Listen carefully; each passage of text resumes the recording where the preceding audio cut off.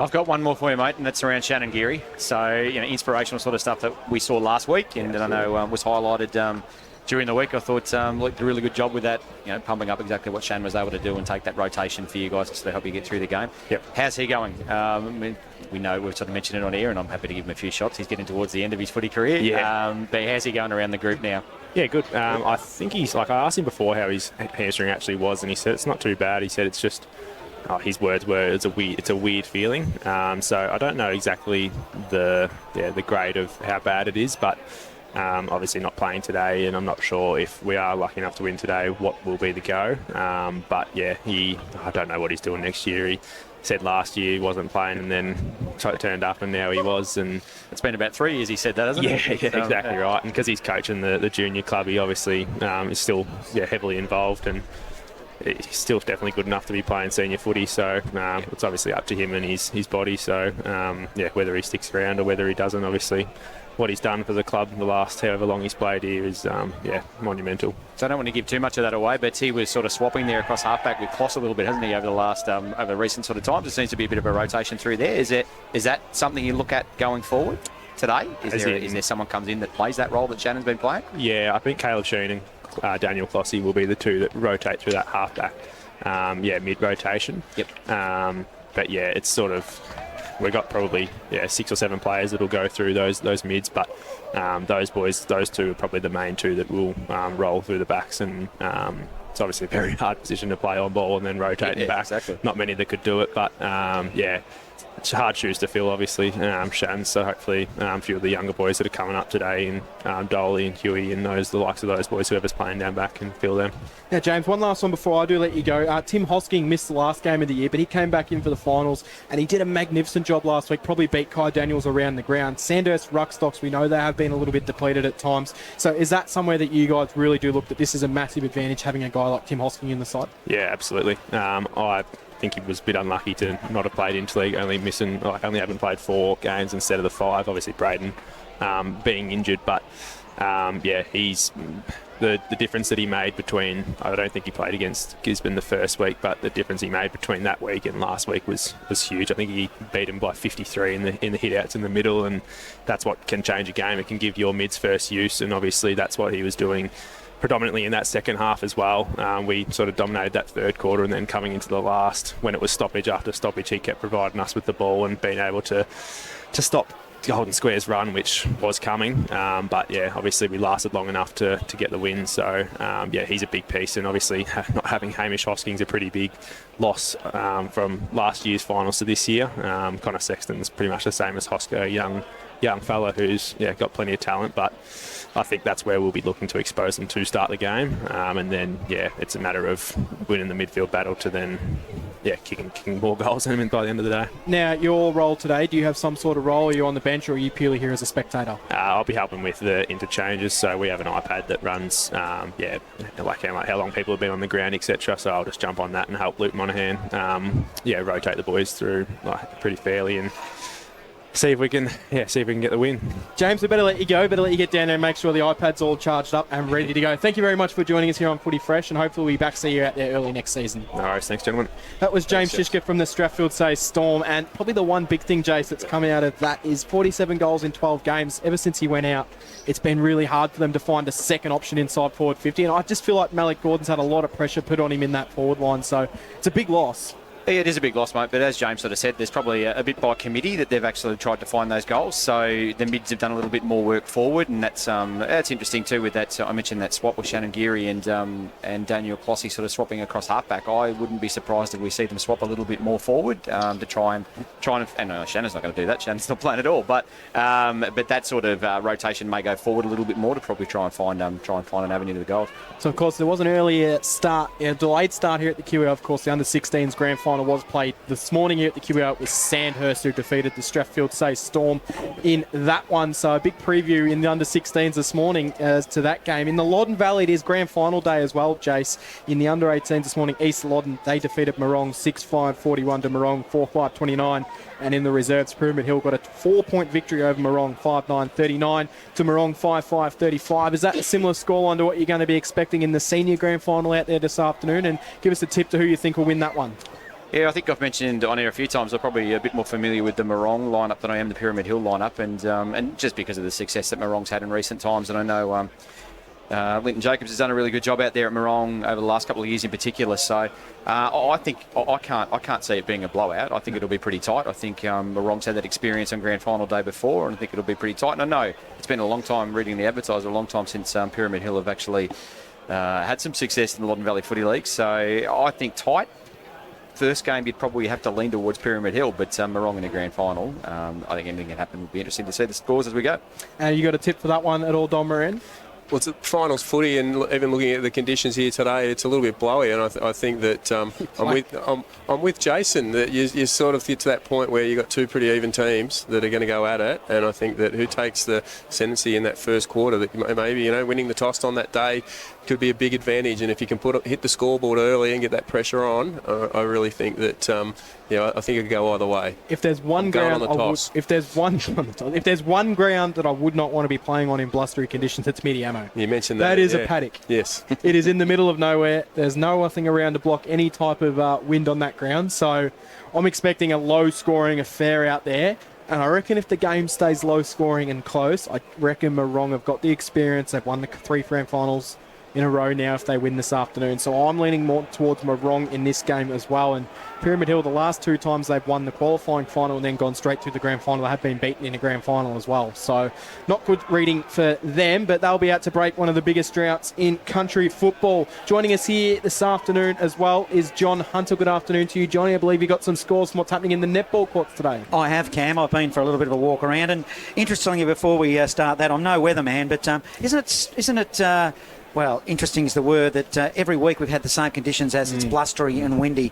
I did have a look at the Sandhurst boys. They were running around. There seems to be more out there than name, Cam, so I'm not sure whether there's a little bit of ducks and drakes going on with the Dragons. But, yes, in the netball... Did you count them all, did you? Yeah, well, there was more than the 22. So in the netball, in the under-17s, Golden Square 56 defeated Storm 37. So they move on to play Sandhurst next week in the grand final. In B Reserve, Sandhurst 51 defeated the Storm 32.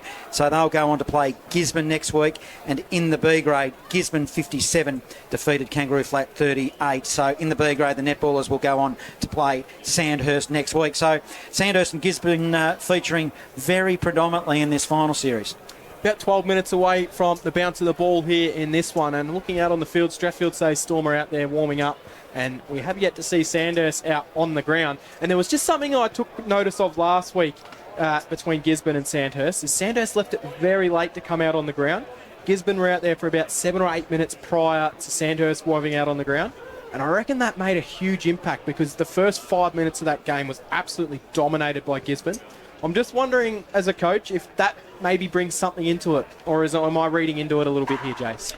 It depends on the group, to be honest, Cam. It's I've had groups where you want them out on the ground pretty early to get that exposure to the ground and get them away from the rooms. They're actually better out on the ground in the open and can sense it. But other groups, and I remember the last time I coached, obviously, was here on a grand final day and it's under 18 footy, but we kept them in the rooms, deliberately tried to keep them in the rooms because they were trying to get out too fast and tried to get on the ground too early. So there's a little bit of that nervous energy that can come from groups. I think you've just got to weigh up what's best for your group. Clearly it didn't work last time, so I would have thought we might have seen a change today and they might have come out a little bit earlier. Just looking at it, the Storm have been out, they've already done their lap around the square as you normally do. They've burst into their kicking lanes inside forward 50. A few of the forwards having some set shots for goal as well, so Zach Charles lining him up down there. He's going to play a big role in this forward line for the Storm this afternoon. But it is an interesting point that I do bring up because Sandhurst have still yet to emerge from the rooms, and it's probably been a good 10 minutes since that reserves game had completed. So leaving it to the last minute. So maybe it is a deliberate ploy. Well, maybe. But I'd like to ask, because we've got 2 coaches in here. One, by the way, I've heard Nice Spies tell me was met a Newstead official during the week and had coffee with, so I don't know what that means, but certainly wasn't Jason. But nice little segue over to Don. And you can answer this too, Jason, as well. There's that bus that goes through the middle of Castlemaine. What do you think about Sandhurst? I thought about them during the week because they've been the best side, I think, all year, arguably. Do you think that week's rest had an influence on the outcome last week? And I'll go to both of you with that question. You first, Don. Yeah, for sure. You want to play as much, like Jason and I will probably agree to this, is that if you've got a list that's a little bit older, the rest is really good because you're not worried about experience. You're not worried about, you mentioned earlier about being overawed and too much arousal before you go in there. You've got a calmer group and some experience in there. So sometimes, that rest. But if you've got a young stallion in the paddock, all I want to do is work. So, I really think sometimes that you want to just keep playing. I know you have those risks of injuries and stuff, but you really want to keep going and keep playing because you cannot replicate match day stuff and finals football. So by having a week off, I really do think that they were a little bit flat and they're on their heels against Gizzy. But in saying that, Gizzy's pressure was amazing, which stopped their ability to release the ball outside, and their running power just wasn't there. Yeah, and I'm the same as Don. I think continuity is big at this time of year, and I know I've mentioned it a few times on air as well. And through the whole season, actually, continuity is a big thing. Once you get on a roll, if you've got that continuity in your game and just continuous use to body crashing, you don't do that at training a heck of a lot now. So there's not a lot of contact sort of stuff at training. You can't simulate that pressure that's going to be applied by an opposition that you can in a game. So I think it would have had an impact.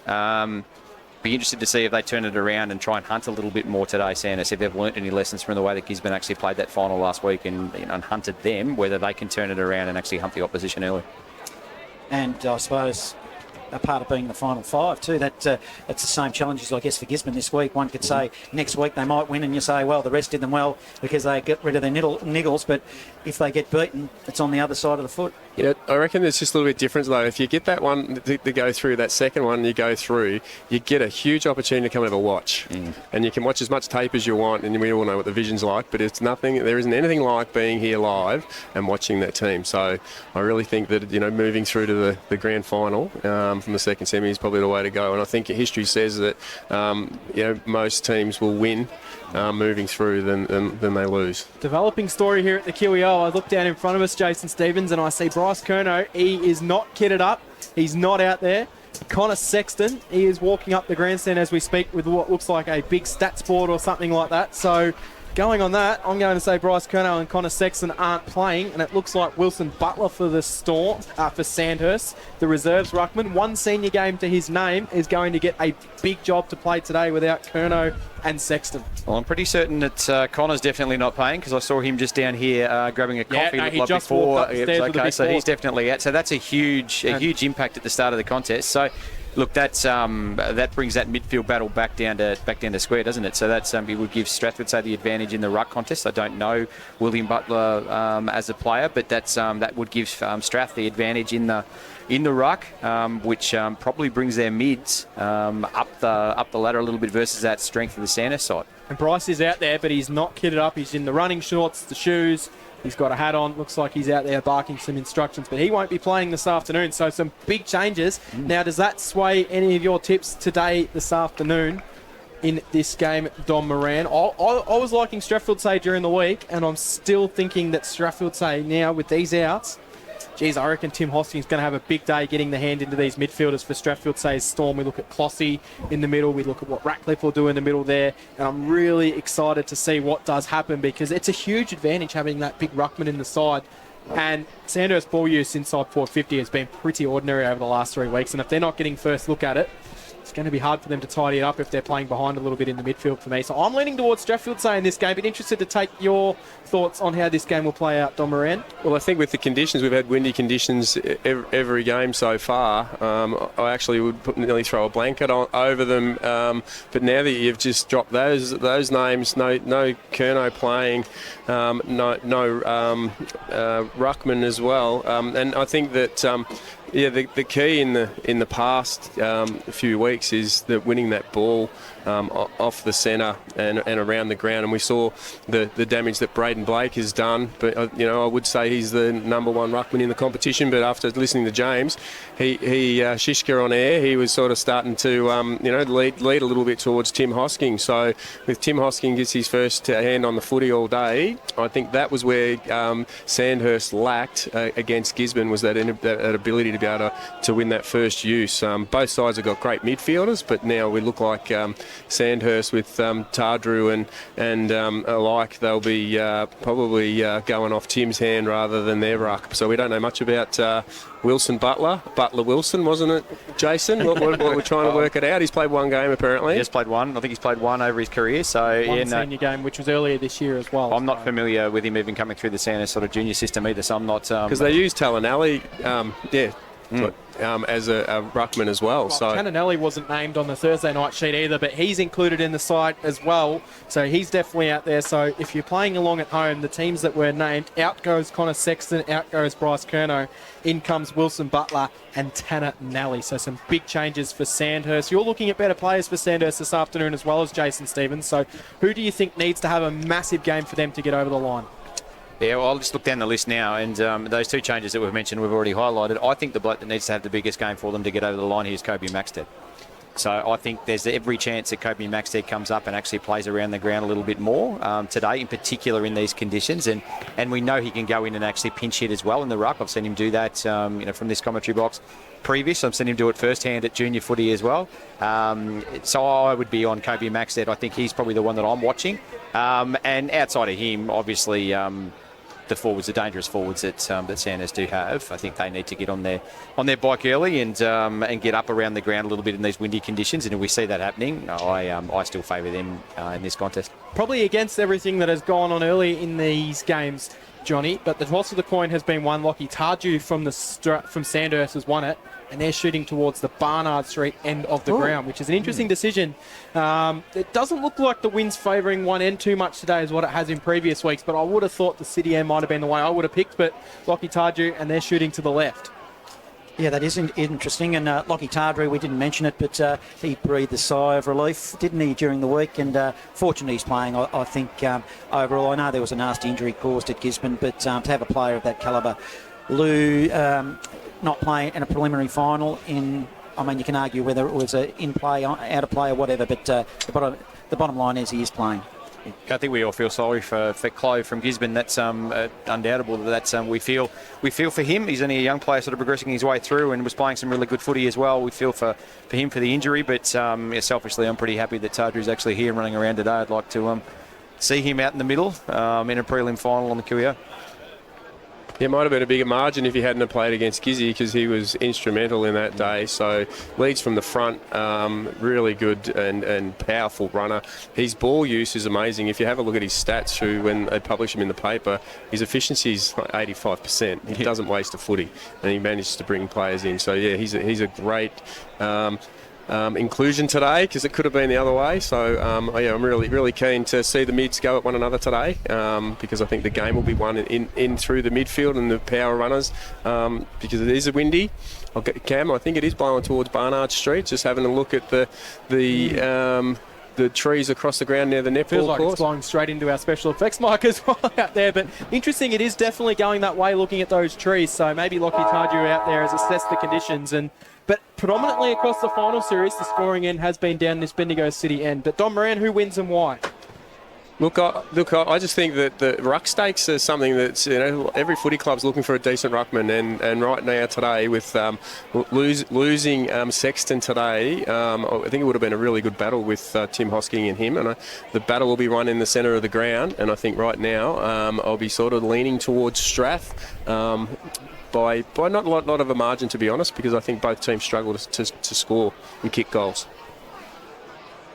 My turn. I'm going to lean towards Sandhurst. So, seen them a few times this year. I think there's a seed 1 and a seed 1A or 1B if we go that way, and I think it's Gisborne through, and I think Sandhurst is the next team that joins them.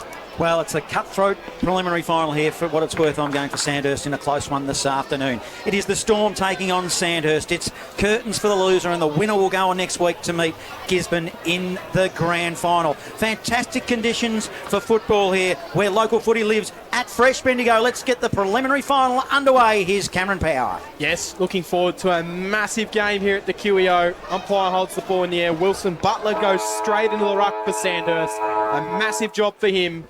He's up against Tim Hosking, and the ball up to get the prelim final underway. Butler wins the first hit down, so advantage to him. It spills out wide for the Storm. Matt Harvey collects it. He's pounced upon straight away. big pack of players will dive on top of this one. Good conditions for footy out there, but I'm expecting to see a lot of stoppages like this in this opening quarter. True centre wing broadcast side. 20 seconds into this preliminary final. Hosking versus the young man coming in this afternoon in Butler, and we've got a stoppage. It'll be a secondary ball up, so haven't moved at all from the centre wing. Broadcast side.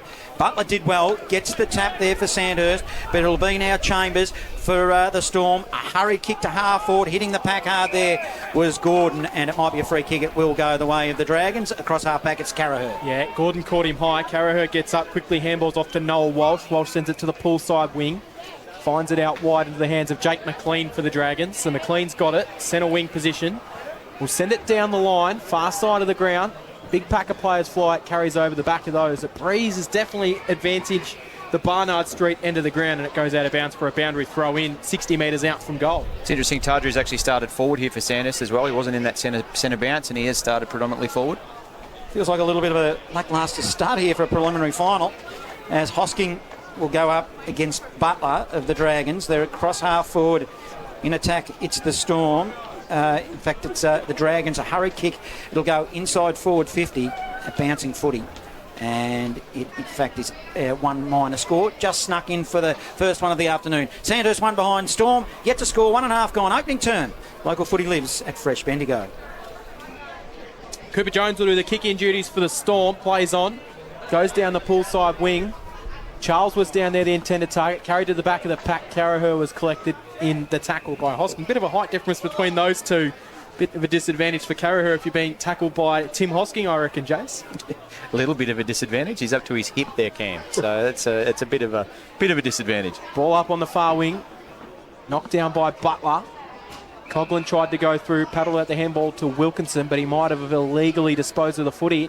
Or no, he's getting the free kick himself, actually. So free kick will go Wilkinson for Sandhurst. Coughlin. Wilson actually got out of the way.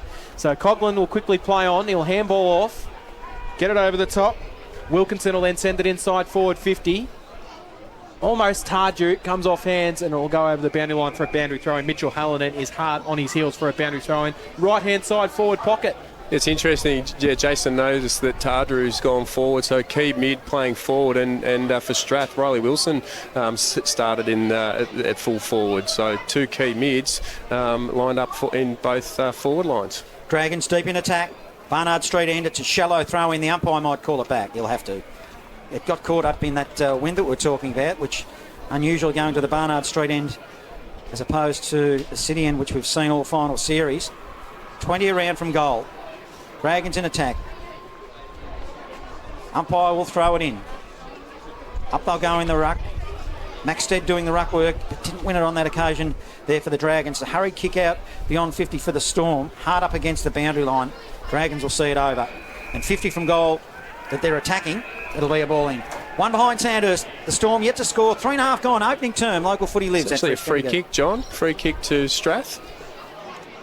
So it'll be a free kick on the far side. Brought back into play for the Storm. They'll send it down the poolside wing. But it's an intercept mark for Sandhurst. Wilkinson takes it. Quickly chip ball. Finds its way to Wright. Lockie Wright's got it. He can then steady. He'll send it inside forward 50. Kick was a little bit shallow, but it carried over the back in the end. And Fergus Green comes out and takes the mark on his chest. And Green will go back and line up for the first goal of the prelim final. He's about 20 in from the boundary, but he'll have to kick it 40 metres at least. Well, we know he's a good set shot, but so far, we're 4 minutes in, and we've seen a lot of footy on that pool side in front of the club rooms on the pool side of the ground. So, be interesting to see, Jason, your man of goal kicking expertise here. He's going to go right goal post. What do you think? So when he comes, Fergus Green for the first goal. He goes goalwards. It's not quite going to make the distance. Maxted flies. Storm will be trying to knock it down. It spills forward to Jimmy Coughlin. Coughlin snaps around the body for the first goal of the day for Sandhurst. An unlikely goal scorer, but it's James Coughlin that gets down there. The Storm didn't kill the ball, and the first goal of the day goes to the way of the Dragons. They're 1-1-7. The Storm are yet to score. Early stages of this one. Great start, Sandhurst. Score sponsor, Rural and Outdoors, Castlemaine. Sorry, I couldn't answer Don there. I thought the goal was going to go through. It's aim at the middle, I think, today is probably my answer. Yeah, good answer. Interesting from my take early, just their weight and numbers on the Sandhurst end of the ground. So Strath's got all of their players actually down in that defensive 50 at the moment. It's going to be hard to transition the ball out.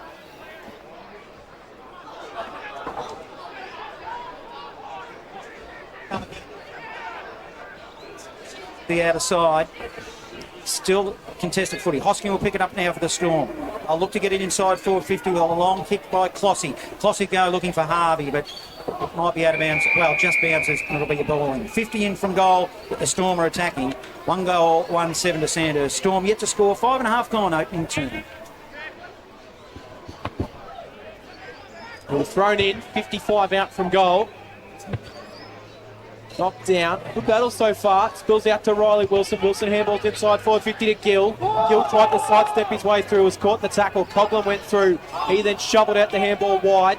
Dragons will go backwards. Ireland has taken in a strong tackle by Malik Gordon. He's been hard at the footy early. Malik Gordon, ball up. 25 metres out from goal. Inside forward 50 are the Strathfieldsaye Storm. Their first real look at it. Inside 50, Jason. Lockie Gill's dangerous here too. He gets on the move. So Gordon goes up in the ruck, he knocks it down, then Gordon, he roves his own ball, he goes goalwards, there's Malik Gordon, and with a little check side kick, he's kicked Strathfieldsaye's first. So Gordon on the board early, the Storm 1 straight 6, the Dragons 1-1-7. We played 7 minutes here in the prelim final. It's been an entertaining battle early. Score sponsor Bendigo City Framers, local footy lives at Fresh Bendigo. Well, I thought Lockie Gill was the dangerous one at the back of the pack, but it wasn't him that was at the back of the pack. It was actually a little bit forward of the pack, and Malik Gordon was the one that came through with the goal. And it looks like that kick might have upset the ankle there by the look of that. Wow, he's hobbling to the bench and he doesn't look in a good way. That is a huge blow for Strathfieldsaye if Malik Gordon is unable to play on. Keep an eye on that one, Jace, but he has got to the bench and he's gone straight to ground, and that's not a cramp at this stage of the game, I wouldn't imagine. He's head in the ground, doesn't look good. Storm will then win the clearance back out of the middle. It spills forward. Darcy Mills back into the side for Sandhurst. Handballs to Eureka. Eureka to Ireland. They'll come middle to McLean. McLean will then send it further forward. I think a free kick's been called down the field, so it'll go to Jake McLean for Sandhurst. Yeah, I like the way they didn't play advantage on that. There was no advantage on that kick for Sandhurst, so it's great that it's come back. I know it slows them up, but it's probably a better advantage that the kicks come back. Malik Gordon still hasn't made it to the bench as of yet, Jace, so keep a real eye on that one. Short pass goes to Eureka for Sandhurst. Dayton Eureka was the captain of the Pioneers this year. He then fires the kick out wide. It's picked up at handball back. He got it back though, did Eureka. Then he just sends it high in the Fergus Green direction. Comes charging out, bounced off his head. Maxted was clean. He then snaps around his body inside forward 50. Bouncing ball, Tarju and Hallinan. Tarju shrugged off the tackle. Then he shrugged off the second tackle. Handball came forward to Lockie Wright, who'll be taken straight away. And we'll have a ball up right hand forward pocket here at the QEO. Bendigo City end of the ground. I don't think we see Malik Gordon again today, Cam. It looks like it's pretty significant, that ankle injury. Yeah, it doesn't look good at all. And as soon as he got to the bench, he absolutely slammed the ground as well. So that's a huge blow for the way Strathfieldsaye will structure up this afternoon. And you just worry where they're going to get their goals from in this game. It was touched on pre-game by you, Don Moran, but that's a massive blow. Yeah, massive blow. And as you say that, we've got a free kick to Sandhurst. Is it Lockie Wright or is it... It's Kobe Maxted, who's got the free kick. He's right in front of the poolside change rooms on the right wing. On the right forward pocket. He's 40 out. It'll take a good kick from here. He's a good kick, does Maxted. He goes goalwards, goes right across the face. In fact, he has missed it by about 15 metres to the further side, out of bounds on the full.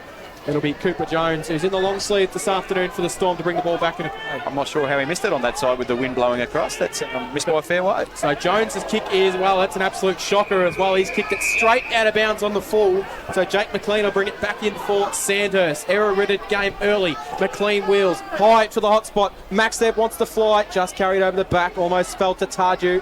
Eureka was there. Handball backwards to Ireland. Ireland with a short pass, knocked away for the Storm there. Flying through was Charles Dole, one of the late inclusions. And it looks like a free kick for a high tackle. No, umpire across his arm says I'll ball it up inside forward 50. So we're inside forward 50 now for the Dragons. They're doing all the attacking in this preliminary final. Crowd call for a free kick, and it's going to go the way of the Storm, in fact. So good strong tackling in the back half. Just need to launch something here. The footy was with James. James will go beyond 50. Paul kick, kicks it out of bounds on the full. So they don't need this Storm. Dragons, they'll hit the scoreboard sooner or later, one would think, as it's a long ball inside forward 50. They set themselves. Ernst with a big punch. He goes towards the boundary line. Riley Wilson picks it up. Handball inside. Hurried little kick there by Sheehan. And it's a poor kick and it's a turnover. And on the end of one now is Noah Walsh, and they'll go forward again. Yeah, the Dragons. Walsh went with a short pass inside forward 50, which missed right, but they're able to pick it up. Gave it off to Hood. Hood's pass is good inside forward 50. And a mark on the chest of Kobe Maxted, who's 40 metres out directly in front. Pencil this one in the book, he won't miss. He's looking dangerous early, isn't he? I don't want to just pump him up because I mentioned him as the game breaker earlier, but he does look like the guy that could break it open for Sandhurst. Kobe Maxted, who's 40 metres out directly in front for goal. Kicking to the Barnard Street end of the ground. He'll come in, starts his approach. Maxted on the right. Goes goalwards, it starts left, it stays left, and that's two of his kicks that have floated to the left now, and they miss a chance early.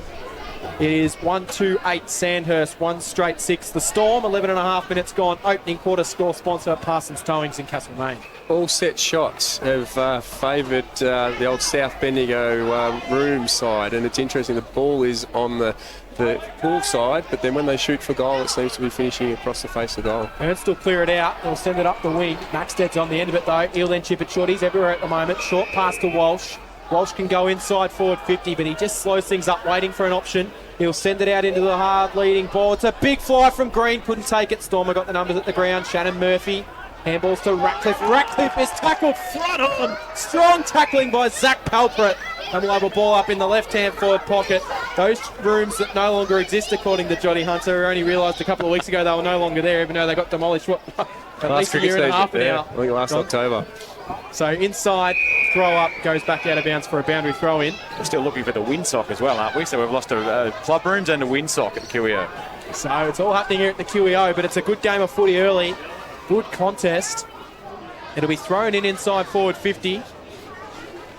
Knocked down. Maxted's gone in the ruck against Hoxting. Joel Wharton gets it. Handball's out to Hood.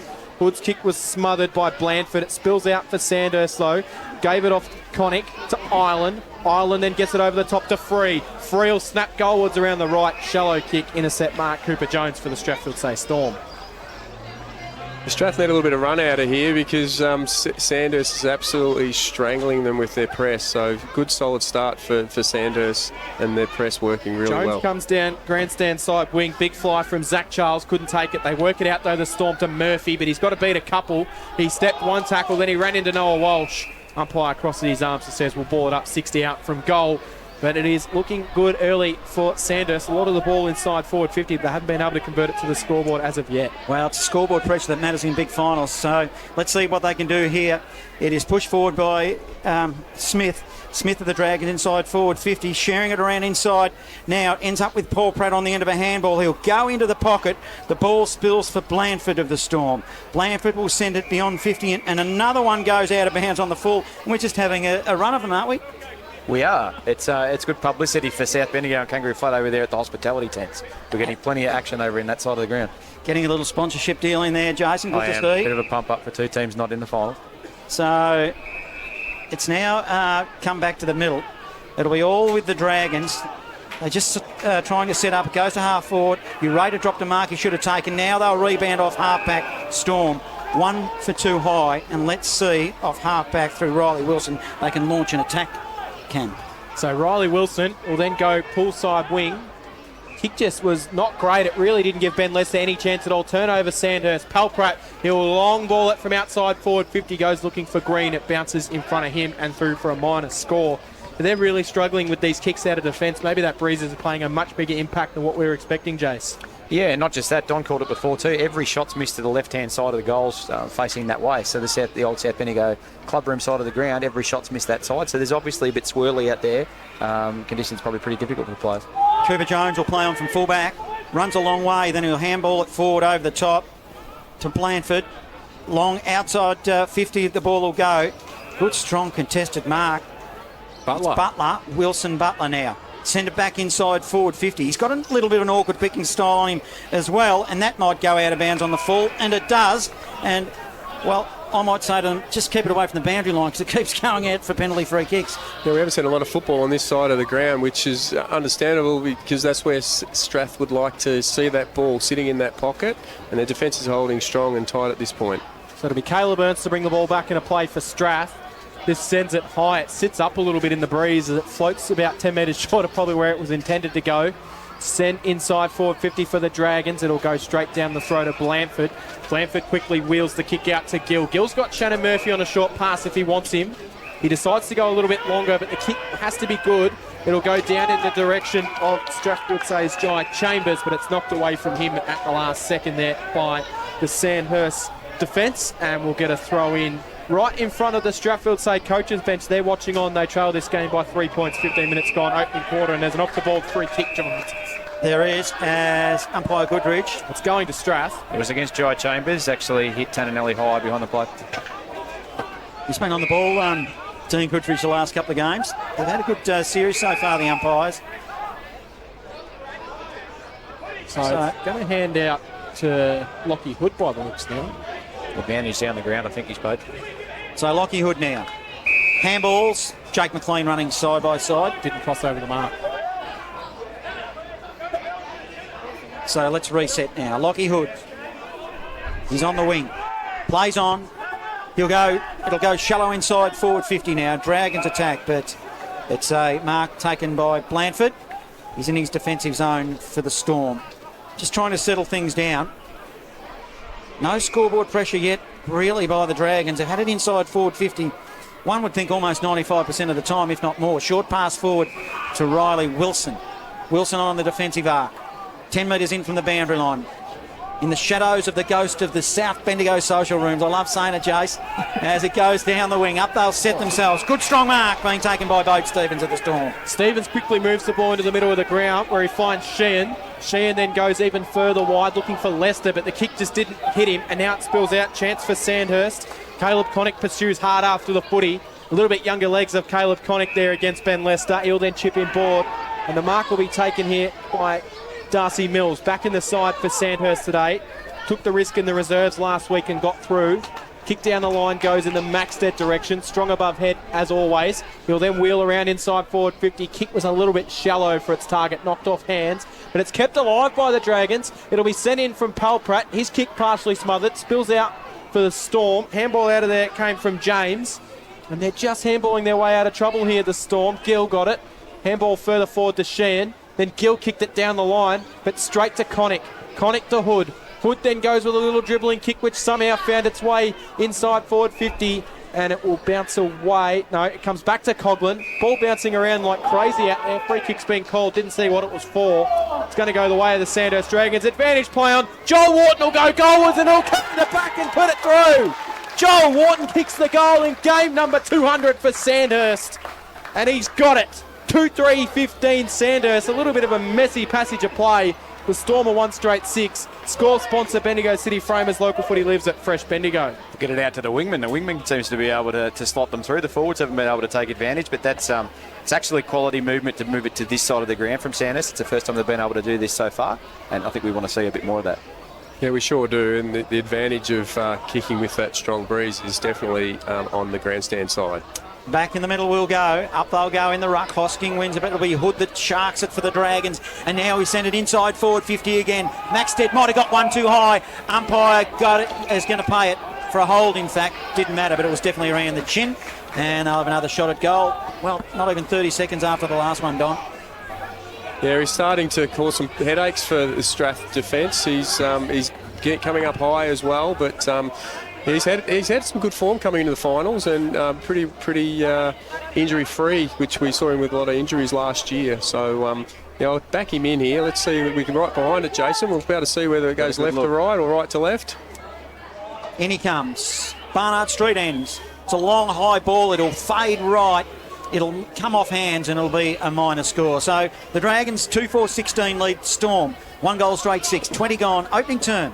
Local footy lives at Fresh Bendigo. And that did what we thought it would do. So your tip early, go straight for the centre. Aim at the middle and there we go. I'll bring the putting reference back. That's been used previous. Just putt at the middle of the hole. Usually a good set shot for goal, as Max said. He's got 2 behinds today. Blanford plays on for the kicking duties. He'll send it down the poolside wing. Hosking tried to grab it, couldn't quite. Spills off hands there hard up against the boundary line. And boundary line or a ball up, take your pick. We'll do the latter of the options. Umpire Goodridge in there. Now Nally's gone into the ruck for the Storm here. Hosking knocked it down. Sent forward by Sandhurst. Coming through, Nick Stagg couldn't quite take it. Spills out for the Dragons. Nally then just soccers it forward off the ground, but it's all Strathfieldsaye back there. Handball backwards for the Storm from Bode Stevens. Found its way to a teammate who then just sends it high, but it sits up in the breeze. Wilkinson sits underneath it, marks it on his chest. He'll go corridor. Walsh and McLean were not in communication, but Walsh was able to mark it. He'll wheel around with a darting ball inside forward 50. Looking for Tarju, knocked off hands though by Smith. It spills out to Pelprat. Pelprat will snap goalwards, and I think he's kicked it. He's put it around the body from the pocket. Zach Pelprat has snapped it. That is a magnificent goal from Pelprat, and Sandhurst are starting to get some ascendancy in this game. They've now got 3 on the board. They're 3-4-22. The Storm 1 straight 6. 21 minutes gone. Opening quarter. Score sponsored Daily Bricklaying and Construction. Local Footy lives at Fresh Bendigo. Clearly easier to kick a goal from the grandstand side of the ground at the QEO today. Interested in the way Strathfieldsaye is actually playing here, Don, as well. They're well back behind the ball. They seem really defensive in their mindset. Yeah, they're trying to hold on, aren't they? Like John mentioned earlier, it's about 95% of forward play. Let's see if they can change that in this latter part of the quarter. Dead heat in the middle. Storm, can they build something out? I don't think they will. It will be all with the Dragons. Walsh, a little cute handball over the top, sharing around. Urata getting involved. On the end of it now will be Butler, runs goalward and sprays it wide, but good build-up, and it's a minor score. It'll take the score now to 3-5-23 to the Storm. 1 goal straight, 6. 21 and a half gone opening term. It'll be brought back into play for the Storm. They'll clear out through Ernst. Ernst will then send it down the line. Mark taken for Strathfieldsaye by Jackson Lay, who was under a bit of a doubt to play today, but he got through training during the week, did Juddy Jackson Lay. He'll then send the kick further down the line, still holding up in the breeze out there. And an intercept mark taken for the Storm. Wilkinson, he'll come inboard Carraher. Carraher can go even further inboard, and he hits up McLean. McLean then goes out towards Cooper Smith. Smith takes the mark. Wilson will man the mark about 80 out from goal, 15 in from the boundary. Cooper Smith, he's going to slow things up before he'll go with a real darting ball inside forward 50. Maxted was out on a charge, couldn't take it, ends up in the hands of Murphy, who's taken in the tackle straight away by Nick Stagg. Around the grounds in the Loddon Valley as well, quarter time in the grand final. It is Pyramid Hill 2-2-14 to Morong 1-2-8. Dragons in attack again to the Barnard Street end. Was tapped down the throat for the Storm for Blanford. Blanford will go high up the chimney and send it to half back. Under pressure here, the Storm to build. Locking it in will be Charles, and we'll have a ball up on left half back. Didn't you write Malik Golden off, Jason Stevens? He's back out there. I did write him off. He's made a remarkable recovery and he's back out there. Still looks a bit proppy wandering around out there, does Malik Gordon. 1 down for Sandhurst, taken high, and the tackle will be free. So he will receive a free kick. He'll then look to go inside forward 50 for Sandhurst. Sends it in. It's still holding up out there. Big fly from the side. Tarju, who's playing a lot forward today. Leicester got back. Handballed it out towards James. He couldn't quite take it for Strath. Spills to ground level. They all dive in on top of it. Lockie Wright's in there. And we'll have a ball up. But interesting that Lockie Tarju has just stayed forward the whole time so far. I think we'll see that. I think he'll be forward with the wind and in the midfield when they're against the wind. Umpire will ball it up. Maxted doing the ruck work for the Dragons. Ground level, another stoppage. 10 metres in from the boundary line. Deep in the forward pocket, Barnard Street ends. Broadcast side. Umpire will throw it in. Throw it up. Hosking taps it straight down the throat of his teammate in Sheen. Sheen, well, it's a hurried, awkward ball that hardly goes any meterage at all. And we'll have, well, umpire's letting it go. And now he'll have to ball it up. As it's across half forward, 10 metres in from the boundary line. Sandhurst in attack, they lead 23-6, 24 gone opening turn. You're just looking at the bench and watching Bryce give some instructions from the sidelines. Maxed it out to Smith. Smith to McLean, who's been busy early. He'll then bang it inside forward 50. Went looking for Green, bounced away from him. Storm through Gill, was taken in tackle, spilling to ground. In fact, it was Charles Dole underneath it. Quarter time in the North Central Footy League Grand Final. Birchip Watcham 2-3-15 to Sea Lake 2-1-13. And we've played 25 minutes in the Grand Final in the MCDFNL. Natty Bialaba 5-4-34 to Trentham 2 behinds. So we're on the outer side of the ground. Storm still looking to build something. They've got one goal on the board. Riley Wilson got his hands on the footy, then lost it. Noah Walsh on that end of a handball now. He'll cross 50. Little handball, little give. Good, strong tackling by the Storm inside their defensive 50. And umpire Goodridge blows his whistle and says, give it to me. And 35 metres out directly in front from the Sandhurst goal. Umpire Goodridge will ball it up. What he does, Maxted's doing the ruck forward for the Sandhurst Dragons. Ureta gets it. He'll send it around his body. Ratcliffe couldn't mark it. Spills out to Shannon Murphy. Shannon Murphy short pass. Missed its target in Jackson Lay. Turnover. Coughlin to Ruff. Ruff in game 100. Hits the short pass to Matty Wilkinson. And Wilkinson will line him up. 45 out directly in front. But with the wind swirling out there, it's not as easy as it sounds, Jason Stevens. It's not, but beautiful composed kick from Ruffy there. Just take his time to actually hit that spot. With a perfect shot to have a shot at goal, but we haven't had much success from this spot so far. So Matt Wilkinson, who's 40 metres out directly in front, he'll come in, he'll put it on the right. Distance won't be a problem. It swings to the left, as it has so many times today, and it's another minor score to that left-hand side. 3-6-24 now, Sandhurst. The Storm are one straight 6. Like footy lives at Fresh Bendigo. Well, the ball was brought in very quickly by the Storm. It ends up on the outer side, but another turnover. Getting a lot of the footy. Connick now with the Dragons. Short pass laterally to Free. Free will come through the middle of the QEO, then he'll go long inside forward 50. It's a poor kick. It's another turnover. It's a Storm mark taken by Leicester. He'll give a handball off and they'll share it round. Gill's got the footy now. Over the top. Hurried kick will go. Ratcliffe to the wing. They'll set themselves front and centre. Good roving by the Storm. It came through Charles. Inside forward 50. Oh, poor bounce. Running onto it was Gordon. It was a little... He turns around and it's a bit cheeky to Ireland as well. Ireland might have went a little bit slowly at it and all of a sudden he slams it through. Score sponsor Don Smallgoods in Castlemaine is Don is good. That takes the Storm against the flow. 2 goals straight, 12 to Sandhurst 3-6-24. Local footy lives at Fresh Bendigo. He might need a key, Jason, to get the go into Bendigo Senior Sack to get the ball. It's gone that far. Well, it didn't put in a land in Rozzy Park. It went a long way, didn't it? I was about to write him off too. I was going to give him the second ride-off for the day. I thought he looked like he was no good at all, Malek Gordon, running across the middle of the ground. And as soon as the footy was in his zone, didn't feel the ankle anymore at that time. What ankle? Yes. Jeez, he was brave doing the turnaround and looking if he has got a dodgy ankle. That could have so easily went wrong for Malek Gordon. And at one stage, I thought he was going to fall over at one stage there, and it would have been rather embarrassing if that had happened in the goal square. But he's got 2 goals on the board. Does Malek Gordon, big player for Strathfieldsaye. And big goal at the time. Cam, 27 minutes in. Leicester goes into the ruck for the Storm. We'll call it a dead heat between him and Butler. Hits the bottom of the ground.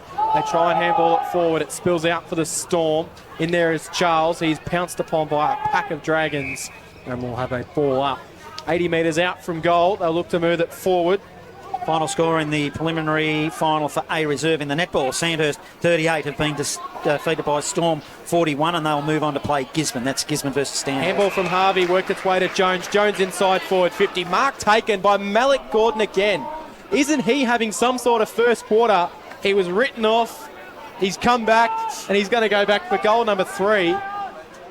And well, I hate to say it, Jace, but you had him written off and he's showing you wrong. I know, it was not my finest hour, that one, Cam, but credit to him. He's out there. He's clearly inhibited by the ankle, but he's... And it's the right one too, so it'll be interesting to see how this comes off. 40 metres out, and remarkable if he kicks this, it'll be back to just a single goal the difference for all Sandhurst domination in this quarter. Gordon, 40 out, directly in front, goes goalwards, and he puts it through. He has got 3 goals in this quarter, and it is just a 6-point margin at the QEO. What a couple of minutes for the Storm. They're 3 straight 18. Sandhurst 3-6-24. Score sponsor, Bendigo City Framers, where local footy lives at Fresh Bendigo. Yeah, no putting curse there, JC. Looked like he just went exactly at the centre. Aimed at the middle, and it held there, didn't it? It's actually... Didn't move. Did not move at all. It's actually interesting. They've actually been pretty dominant here too, Strathfieldsaye, around the stoppages. When they get their hands on the ball in the stoppage, they look dangerous forward of it. So I'll be interested to see what happens at this one. Back into the middle for the ball up. It'll be Leicester doing the ruck work on this occasion, as we'll have a secondary ball up. It's a stoppage, and coming into the side, young Wilson Butler for the Dragons, having a little bit of an impact, I reckon, as Leicester again, he grabs the footy out of the ball, it goes 5 metres forward, they hack it forward again, inside forward 50 will go for the Storm, running with the fly to the ball, Wilkinson did waggle for the Dragons with a courageous mark and a heel-cleared offensive 50. Well, waves players across and then chips the short pass to Free. We're just about to tick into the 30th minute of this opening quarter. With a lot of stoppages in this one. Free, he'll play on. He'll bang it down the grandstand side wing. Ratcliffe will be there to punch it forward, but it spills out now for Hood. Hood handball's looking for Walsh. Just quite missed him. Walsh will go in a one-on-one battle with Matt Harvey. But that is quarter time. An entertaining first quarter here at the QEO. It is the Sandhurst Dragons. They probably dominated large periods of this quarter, Jason Stevens, and they only lead it by 6 points. They didn't take advantage of their scoreboard pressure, did they? That was they needed to make a bit more advantage of the time that they had it in the forward half. We've got a game, definitely quarter time. Quarter time, it is Sandhurst 3-6-24 leading the Strathfieldsaye Storm 3 straight 18. Bendigo Footy League prelim final day. Local footy lives at Fresh Bendigo.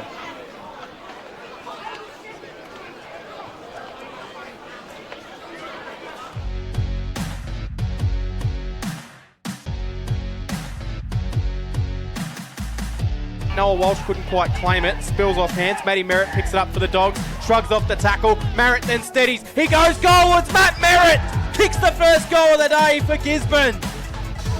Good crowd in. Sexton gets the first run, but he's knocked it straight to Benaki. Benaki sharks it and goals.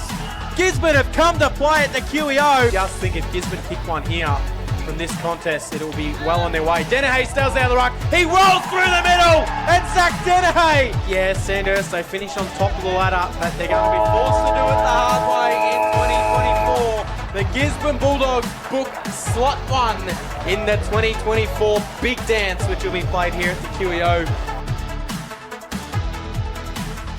High ball inside forward 50 in the Gordon direction. Just didn't quite carry. Ball spills off hands. Strosh back there for Golden Square. Couldn't take it. Wilson front and centre. Roves the ball. And Wilson snaps around his body. Pye heaves the ball a long way back inside. Off hands. Clossy goes through for Storm. Picked it up. He shouldered some candy. Dan Clossy. And he goes goalwards. Daniel Clossy kicks the Storm second. Umpire didn't muck around. He threw it up in the air. 20 metres out from goal. Hurriedly kicked out of the pack. It come from Golden Square through Toma. It's the final quarter. He hops, he steps, he's a bit nervous, and he has kicked a goal! It'll come back inside though for the Dogs. It spills to Rayner. Rayner handballs to Toma. This might make him excited. Toma snaps the goal. He's kicked it, but the siren sounds. Toma gave a big celebration, and then he dropped because he was celebrating the goal, but it will not matter.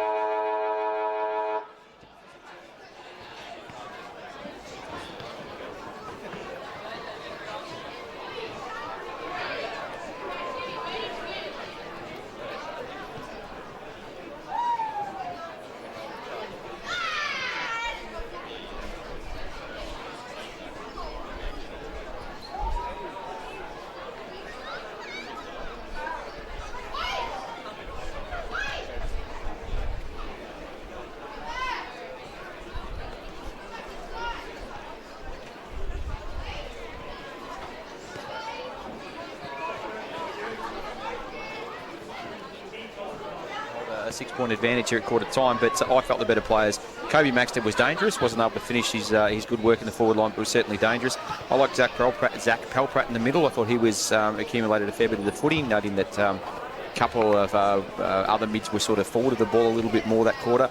Caleb Connick across the wing, Jake McLean, and probably Dayton Ureta. Is it Ureta or is it Sounds good to know. Something along those lines. Through the middle of the ground, I thought was pretty damaging as well.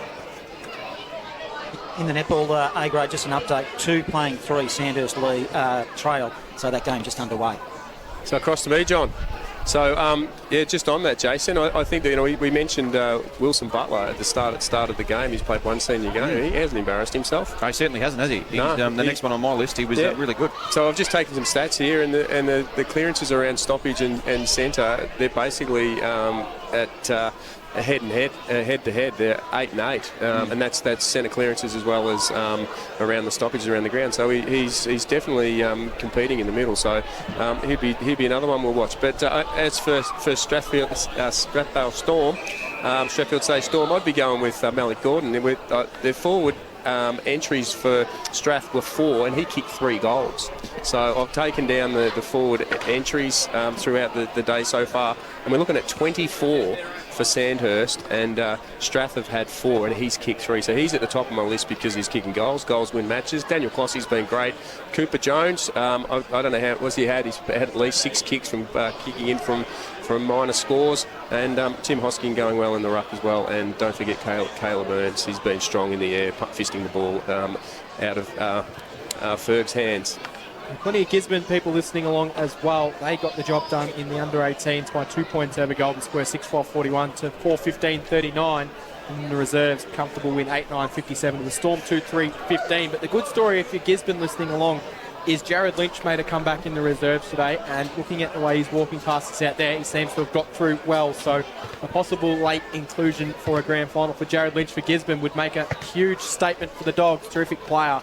But here at the QEO, Jason, who do you think is going to have to stand up in this quarter for Strathfieldsaye? And does it seem to be a little bit like if Malik Gordon doesn't kick him, who will? It does, and certainly I thought Zach Charles was actually okay getting the footy forward, and he's just sort of blasted it forward to allow those players to run onto it. But I'm really interested to see how damaging this wind is. I'd imagine the Sandhurst group will change up a little bit around the ball, but I'm really interested to see how this wind works, if it goes in Strathfieldsaye's favour, or if Sandhurst can lock it down. And interestingly, Tardy's gone forward, so he hasn't gone into the middle. So maybe a bit of an injury worry there. To get the second quarter underway, here's John Hunter. Look, Footy Lives at Fresh Bendigo. Preliminary final here, 2024. Let's see what the Storm can do. They're kicking to the Barnard Street end this end. They've got the wind. They'll get a first free kick out of the middle. Come laterally via Clossey, who hits Sheehan. Sheehan now goes to Chambers. So left half forward. Plays on. Wheels. He'll go inside forward 50. The wind grabs it, goes to the top of the square. Getting his hands on the footy will be Stevens. Also grabbing the footy was James. Did well, handballed it inboard. But the Dragons doing well to block it in. Now it'll be Gill. Gill tries to run onto the football. And it might be Tananelli who gets a free kick for a hold, and does. And he'll be able to relieve the pressure for the Dragons. Is that Clossey down there forward as well? Did we see at the start of that stoppage? Well, he started in the centre. Yep. He took the first free kick. So Nally will bang it down the right wing. It swirls in the breeze, and floating in front is the man of the moment, Daniel Clossey. A terrific grab. So he'll mark it. He'll look to send it back inside forward 50. Clossey on the right sends a high ball inside forward 50. Needs someone to get underneath it. A couple of Sandhurst players, they bump into each other. It spills out for the Storm. Tarju now in defence will go through, and he's taken in a tackle straight away. Ball up inside forward 50, but those high kicks inside forward 50 probably isn't the play this afternoon. Umpire will throw it up. Storm in attack. Trying to grab it out will be Jones. Can't get it. And it's a hurry kick out of the pack. It came from Harvey. He punched the sky as if he kicked the goal and then realised he hadn't. And it snuck through for a minor score. Sandhurst 24, the Storm 19. This second term brought to you by our sponsors, Rural and Outdoors Castlemaine. Local footy lives at Fresh Bendigo.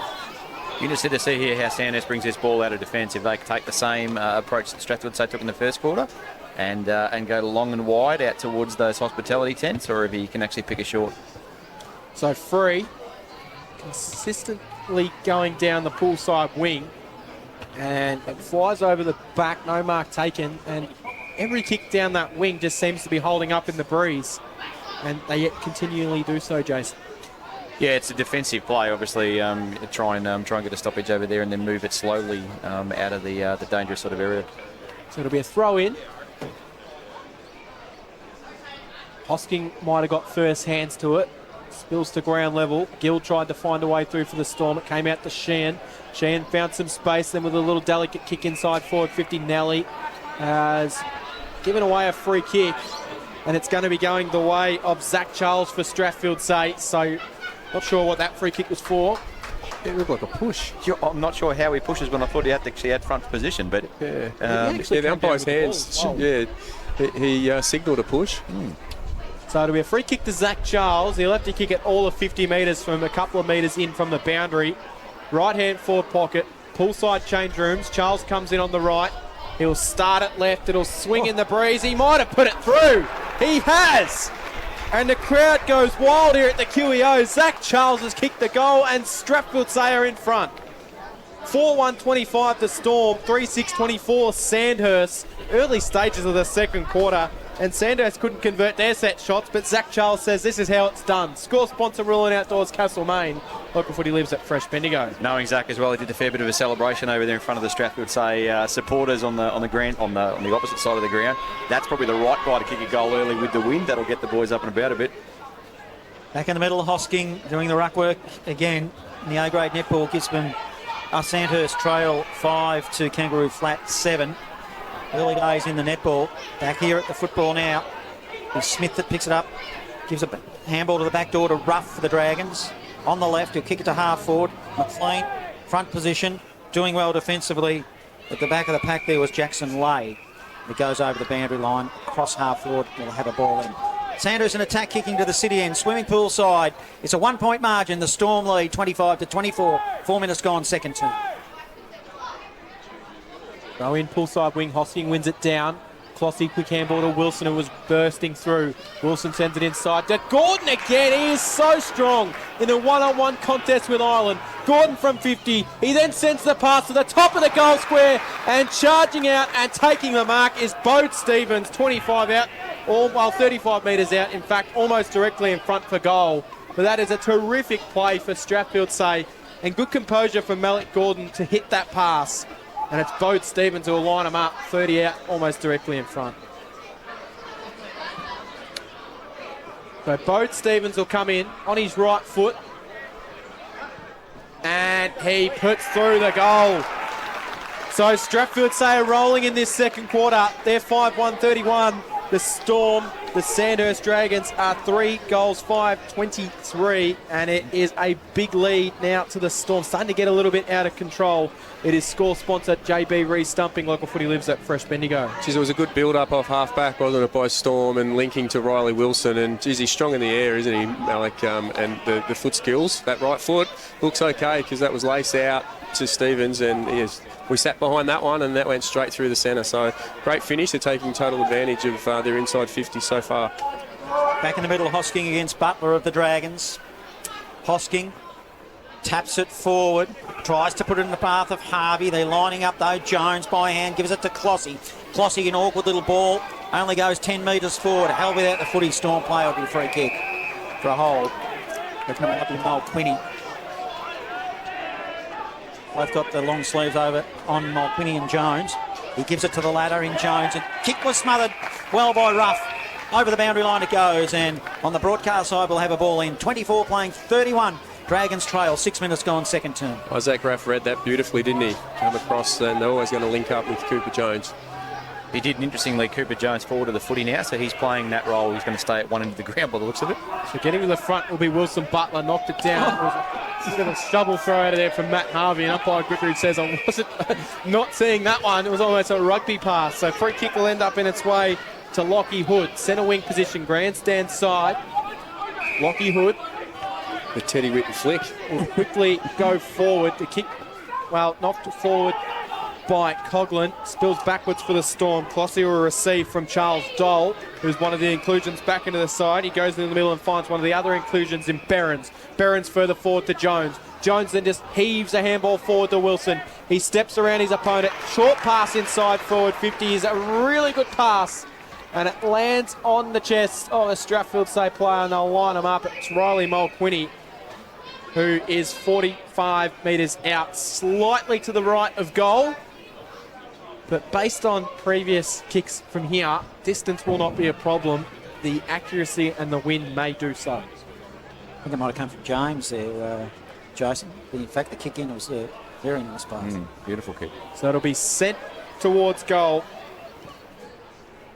In he comes, and he starts it to the right-hand side through for a minor score. So 5-2-32 the Storm. Quinny with the minor. The Sandhurst Dragons 3-6-24, 7 minutes gone. Second quarter, score sponsor JB re-stumping. Yeah, just find a target here. He can't blast it long down that side again. They need to find a target and milk some clock. Well, free, goes short. By foot hits Smith. Smith of the Dragons in his defensive zone. Now he'll spread it wide. He hits up right. Right still across half-back. Hard up against the boundary line. Swimming pool side, kicking to the city end. Right now. Kicks a 40-metre ball down the line. Tardrew jumped high and jumped early. Got his hands on the foot. He couldn't collect it. Now it'll be a turnover. Stevens on the end of a handball. They'll look to work it here, the Storm. It came from Sheen. Goes, in fact, it might have been Dole with the long sleeves on this afternoon. Kicks it to half forward. Now pack forms, ground level. Coughlin emerges. Gives it straight to Hallinan of the Storm. He'll go inside forward 50 now. 2-on-1. Keeping his ground there was Gordon. Did well. They're really conscious of him, the Dragons now, as they hold it up 15 metres out directly in front of goal that the Storm are attacking will have a ball up. It was a good result for Storm. It was a 2v1 there and they managed to get a restart, so great forward pressure. Gordon goes into the ruck, knocks it down to Riley Wilson. He'll quickly fire it towards goal. In fact, it's Carson James, actually, that fires that one through. Minor score. 3-6 playing 5-2. Storm by 8 points. He brought back into play by Harrison Free for the Sandhurst Dragons. Decent crowd behind the goals there, just waiting for them to give the footy back to Harrison Free. Interesting, he's looking like he might come down the grandstand side wing, which has been against the play today. He'll chip a short pass instead. Grandstand side wing, though, finds Hood. Just not a lot of movement forward of the footy. Hood's forced a short pass to Carraher. Carraher across half back. Really not much going ahead further of the footy. He's just going to go back to where it came. They'll emerge, though, the Dragons. Handball came out wide. Connick gave it to McLean, who sends it forward down the line. Bouncing ball. Cooper Smith back there, knocked it forward. Coughlin then picked it up, went straight in to Tim Hosking, but they managed to work it forward. Smith gets it out to Butler. Butler can give it off to Pelprat. He wants to go longer, does Butler. Magnificent kick to Fergus Green, who got around the back. He's taken the mark. Did it hit the ground? The Storm faithful think so, but geez, I thought Butler had burnt the handball option inside, but he knew exactly what he was doing. Fergus Green gets around the back of Ernst and he takes the mark 15 out. Slight angle to the right of the goals, but that was a magnificent kick from young Wilson Butler. Yeah, it was, and broke my one of my coaching rules. Don't let the ruckman kick it. I would have given it to the small bloke. I would have been encouraging that. But credit to the kid. He put it in a perfect spot. Well, if he didn't get the kick right, he might have been in a bit of strife for not handballing off to Pelprat, I reckon, there. But Fergus Green, Bendigo City end, can come in. 15 out, not much of an angle, and well, he kicks it to the left and he misses. That's a disappointing result for Fergus Green. A minor score. And it is 3-7-25 playing 5-3-33. Advantage Storm, 11 minutes gone, second quarter. The score sponsor is Daily Bricklaying and Construction. Half-time in the North Central Grand Final as well. The Sea Lake Nandaly Tigers 5-3-33, leading Birchip Watcham 3-3-21. Yeah, on days like today when it's windy, you've got to make the most of every chance that you get coming forward. That's their first forward entry. And Fergus is a beautiful kick normally, and that just really swung across the face of the goal. Blandford will bring it in for the Storm. Decides to bring it broadcast side. Sits up high, beyond 50. Jumping high, jumping early was Wilkinson. Offering support there was Walsh. By hand gives it to Mills. Mills will go inside forward 50 now. And over the top comes Ernst. A big punch that sends the ball right over to the security guard against the fence, and we'll have a ball in. If you're going to spoil it, that's the way you want. There's no light drops or soft drops here. It's just straight over the fence. That's a way to kill a footy. Got the result he was after, so the boundary throw in will come. A little bit shallow of the ruckman. Getting there first, it looks like Wright's gone into the ruck for Sandhurst. Ball hits the bottom of the pack. We'll have the ball up again. Where the boundary throw in landed, 20 metres in from the boundary. Ben Lester down there for Strathfieldsaye doing the ruck. Lockie Wright for the Sandhurst rucking. Wright wins it down. Coughlin tries to come through. Clossy sharked it. And he just barreled it out of defence. It'll go a long way further forward, but Liam Island will take intercept mark for Sandhurst. He'll clear it across to Tananelli, who's across half back. Nelly, short pass, Maxted. Outer side wing, just defensive side of it. Now he'll spread it further wide. Hits Carraher. Carraher with the Dragons. True centre wing now. Swimming pool side. Down the line. Poor kick. Clossy intercepted for the Storm. Now it's in dispute. Who will come out the winner? They're all hitting hard. Coughlin does for the Dragons. On the left. Goes straight up the chimney. Heads towards the boundary line. And it'll come off hands. We'll have a ball up. Across half forward now. The Dragons are in attack.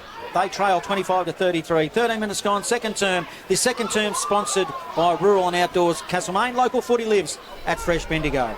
Throw it in. Lester wins it down. Wilson will then send it forward for the Storm. Maxted parks himself behind the footy, takes the intercept mark for the Dragons.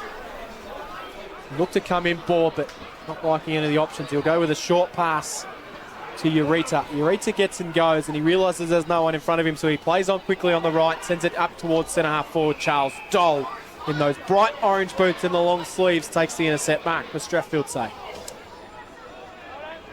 Doesn't know quite which way to go. He's invited to play on, which he does. It's a long ball. Will go to the outer side wing. Falls to the back of the pack. Harvey swoops on it for the Storm. He is all tied up by two Dragons, one of them being Coughlin, who did well on the other, Ureta, and will have a ball up. True centre wing, swimming pool side. Umpire Goodrich, throw it in the air. Lester will do the ruck work for Storm. Up they'll go. Nelly won the tap for the Dragons. Emerging with a footy will be Walsh. Inside forward 50 they'll go. The Storm defensively. And it might be a free kick. Which way is it going to go? It's going to go to the Storm, is it? Yeah, Riley Wilson looks like he's won a free kick there. He has. He looks towards goal, and it's a long way from home. Won't be a problem. It'll go through post high. Beautiful kick of the footy. As the wind is hammering through the effects mod just as we speak. We'll cross the paint mark of 50, pretty much directly in front. Riley Wilson, to make the distance easy. There's a bit of a copter ball and slams into the post for a minor score. Storm 34 now, Dragons 25. Midway through this second term, local footy lives at Fresh Bendigo. The distance wasn't a problem, was it at all? And he's hit the woodwork. So, yeah, nice shot on, and the wind's definitely doing a lot when that ball's high in the air. Interesting down here too, Tadri spent about 5-6 minutes off on the sidelines, probably a little bit of work in his calf. Back on the field now. He's certainly looking a bit proppy, doing some run-throughs in front of us as well. Kick out finds Wilkinson. Wilkinson will handball backwards to Wright. Wright will then send the kick down the line, but it's going to be turned over. Young Carson James intercepts for the Storm. He quickly gets it moving. He'll work it out to Murphy. This is Shannon Murphy. He'll then send the high ball inside forward 50. And, well, Isaac Ruff could have almost marked it. It just carried over the back of him. Lockie Gill. Handball back in boards from Gill looking for Wilson. Carraher threw it out of there. It spills out Connick. Connick handballs to Smith. Smith couldn't quite control it. Gill then went through again for the Storm. Spilling out. That was a throw out of there. Wilkinson worked it out to Mills. And then Mills to McLean. McLean's kick will be smothered over the boundary line for a boundary throw in right in front of the Strathfieldsaye coach's bench. It is 3-7-25 Sandhurst, 5-4-34 the Storm, 16.5 gone. Second quarter. Score sponsor Daily Bricklaying and Construction. If you're going to bring the pressure, you don't want to bring it anywhere else other than in front of the coach's box. Strath's pressure was terrific there, wasn't it? They managed to hold it up, and now we've got a stoppage. Umpire will throw it in. Lester will be doing the ruck work against Nelly. Two unlikely ruckmen. It's all tied up in half 40 for the Storm. It's might be a free kick to Jake McLean. by hand. A little give to Walsh. Walsh of the Dragons into the middle. Hits up Fergus Green, who's a long way from home. He'll now go wide. He's got Joel Wharton breaking for him and Polpratt, who will win the foot race. Oh, it bends towards Polpratt, picks it up, and he's 60 from home now, and he gets collared. And we'll have a stoppage. In attack now, Dragons trailing 25 to 34. The Storm lead, 17 gone second term. That ball has gone inside 50 and then come back out on its own. Hard to hit a player breaking inside forward 50 in these conditions, I reckon. Free kick for the Storm will be a ruck infringement. Leicester quickly handballs off. They'll bang it down the line to the Storm. They'll fly. Good mark taken on the far wing. This is by Cooper Jones. Riley Wilson's out He'll here. quickly wheel. Inside forward 50 he goes. He tries to go longer. Does Wilson in the direction of Stevens, but Darcy Mills back there is happy to see it over the boundary line from a Sandhurst point of view. Right hand forward pocket of the Barnard Street end of the ground. It's in the good end if you're a Strathfieldsaye Storm supporter. Jason, you'd like to see Cooper Jones look a little bit more lateral then. Yeah, I was going to Riley say. White was out, wasn't he? Yeah, your call was perfect. They need to move the ball sideways a little bit. They don't want to get in the habit of just blasting it down there. Umpire will throw it in. Charles doing the ruck work in the forward zone now for the Storm. It's at ground level. Shoveled out to Sheen. His kick. It was effective and it was neat. It was low to the top of the square in the hot spot. And a mark's been taken by Stevens. We just mentioned Riley White. He was the one at the bottom of that. So, yeah, he's really moving across the ground well today. Beautiful set of hands on Stevens' end too. That's a difficult ball to mark coming into the pace. In the netball, Sandhurst 11 trail Kangaroo Flat 18 in the preliminary final. The winner will go on next week to play Gisborne in the grand final of the netball. Are we allowed to cheer in here? Or are we allowed to throw some bias? You can do that. You can throw some bias. Stevens now, Barnard Street and kicks through that footy. And the Storm are on today. I'll tell you what, danger signs now is out to a 15-point margin. It is 6-4-40 the Storm to 3-7-25 Dragons. Scoreboard sponsor Parsons Towing. Local footy lives at Fresh Bendigo. 18 gone second term. It's interesting, isn't it? That the ball movement was clearly where Strathfieldsaye gets the advantage and gets the goal. But coming to the other end, Sandhurst had an opportunity to get the ball at the back and were unable to take that chance. In the first quarter, Strathfieldsaye were able to take their chances. So Sandhurst really needs to dig in here. This is a danger time of the game.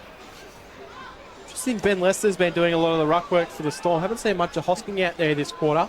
Keep an eye on that one as the Storm will then send it inside forward 50 from Matt Harvey. It's go almost back with the flight. Charles couldn't quite take it, bouncing around in defence. But it's a lot of pressure around this footy. Handball came out to Jones. Jones then shovels the handball out. James couldn't take it. Island's little kick out of there.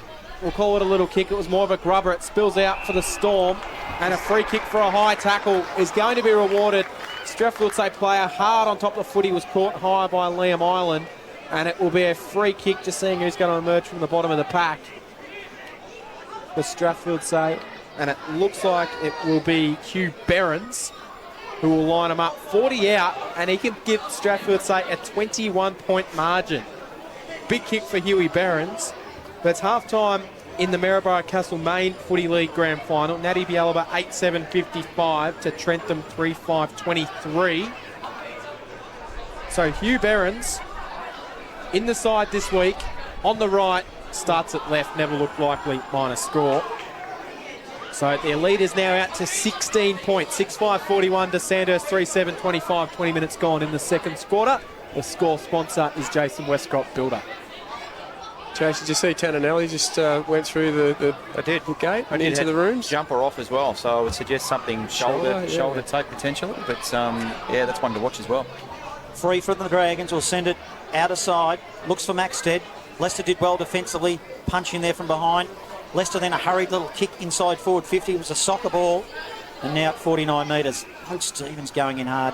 He's having a good game here for the Storm, and we'll have a ball up 49 from home. Storm in attack again. That grass is going to be worn out on the pool side, isn't it, in that pocket? Continue to have a stop and restart in that spot all day so far. I reckon we can shift the commentary box into that position. We'd be right on top of the player, I reckon, as the Storm will send it inside forward 50. McLean will be tackled by Jones, and he was rather cautious with the tackle to not slam him into the ground as well. We'll have a ball up just inside forward 50. The Pire wastes no time balling it up. Still Leicester in the ruck for the Storm. Knocked down. Carragher makes the tackle on Carson James, and we'll have another go. Up they'll go in the ruck again.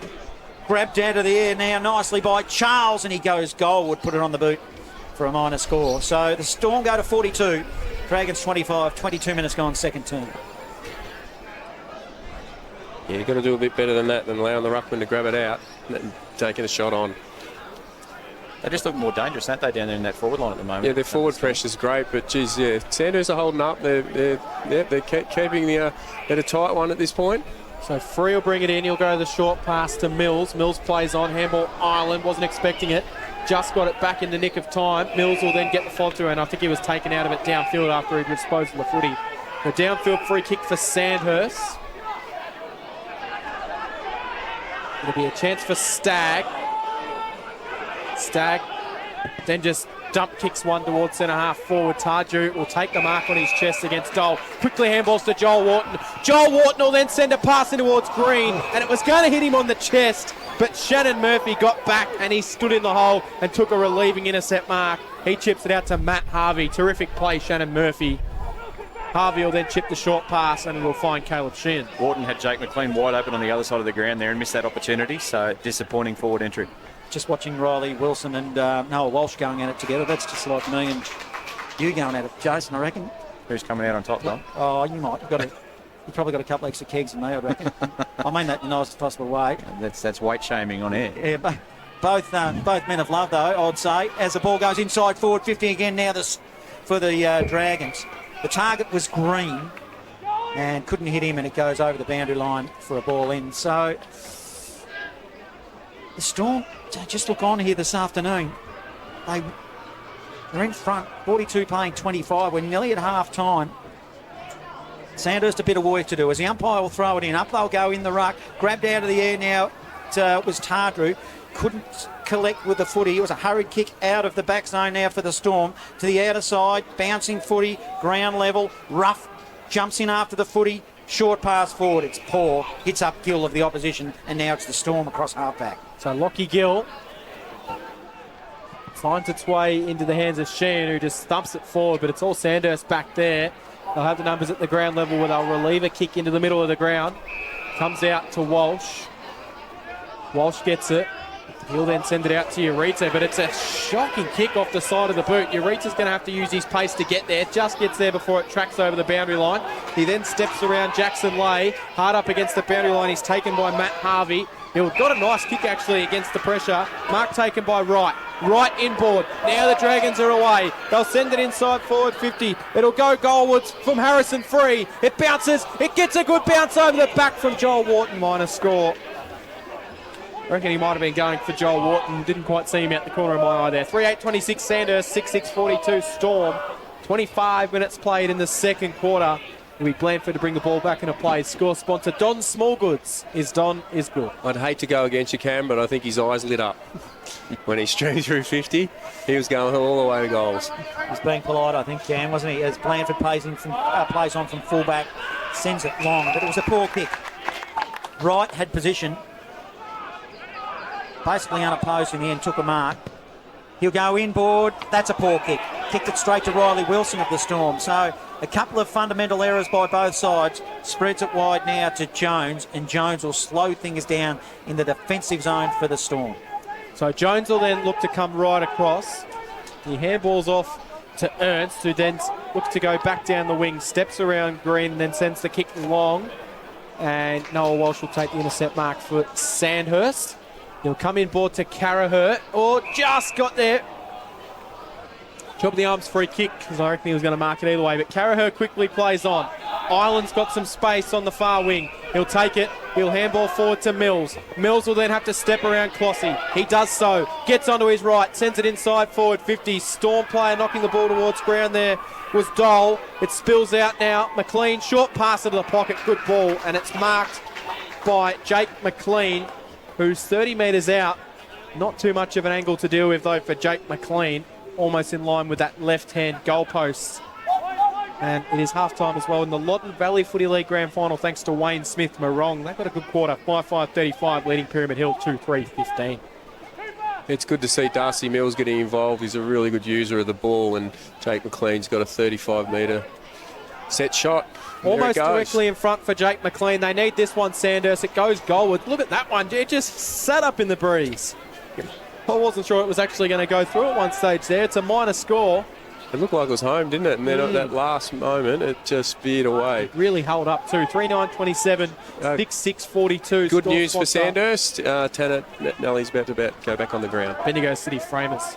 For those listening back at home too, the goalposts here at the city end of the QEO are wobbling like the balls hit them. They are. That's how windy it is down that end. Cooper Jones played on from fullback for the Storm and sends broadcast side in front of us, comes off hands. Yeah, time we got some play in front of us, I reckon. The Dragon, you're not getting a cam, I can tell you that. That's one thing for sure. As first time I've had to use my binos all afternoon. As the umpire will throw it in. Up they'll go in the ruck. Hosking taps it forward, goes to Walsh of the Dragons though. Good strong tackling Wilson. Emerging for the footy is Jackson Lay with the Storm. Will go to half forward. There's nobody there. Tracking the football will be Kobe Maxted. He's got Jones up his backside. Can't quite pick it up as they run towards the boundary. I reckon Kobe Maxted lay, but then he almost looked like he grabbed a hamstring, but I might be going a bit too hard. Someone's won a free kick. It might be Maxted that's got that free kick on the bottom of the pack, or it might be Jake McLean. Well, I'm not going to talk about injuries anymore. After I put a line through Malik Gordon earlier, I'm going to stay well and truly away from the injuries. Actually, I think it's a case that Maxted might be just cooked. He just looked like he was puffed out, and he's going to get the free kick. Yeah, it was a hard press, so Maxted has it across half back for Sandhurst. Looking for something down the line. She's going to send it down the poolside wing, and it's either a mark to Noah Walsh or it's out of bounds on the full. A couple of the Storm supporters behind the bench there behind the wings thought it was on the full, but mark to Walsh. Short pass McLean. McLean goes back to where it came, bounces it out in front of Lockie Wright, who spins away from Ratcliffe, sends it up towards centre half forward. It actually bounced out the back to Butler. Butler's kick was smothered. Free went through, tackled by Wilson, spills inside forward 50, bouncing around, ball it up underneath the scoreboard, which reads Sandhurst 27, the Storm 42. Kangaroo Flat lead the netball 26-17 against Sandhurst. As we're in the forward zone now for the Dragons.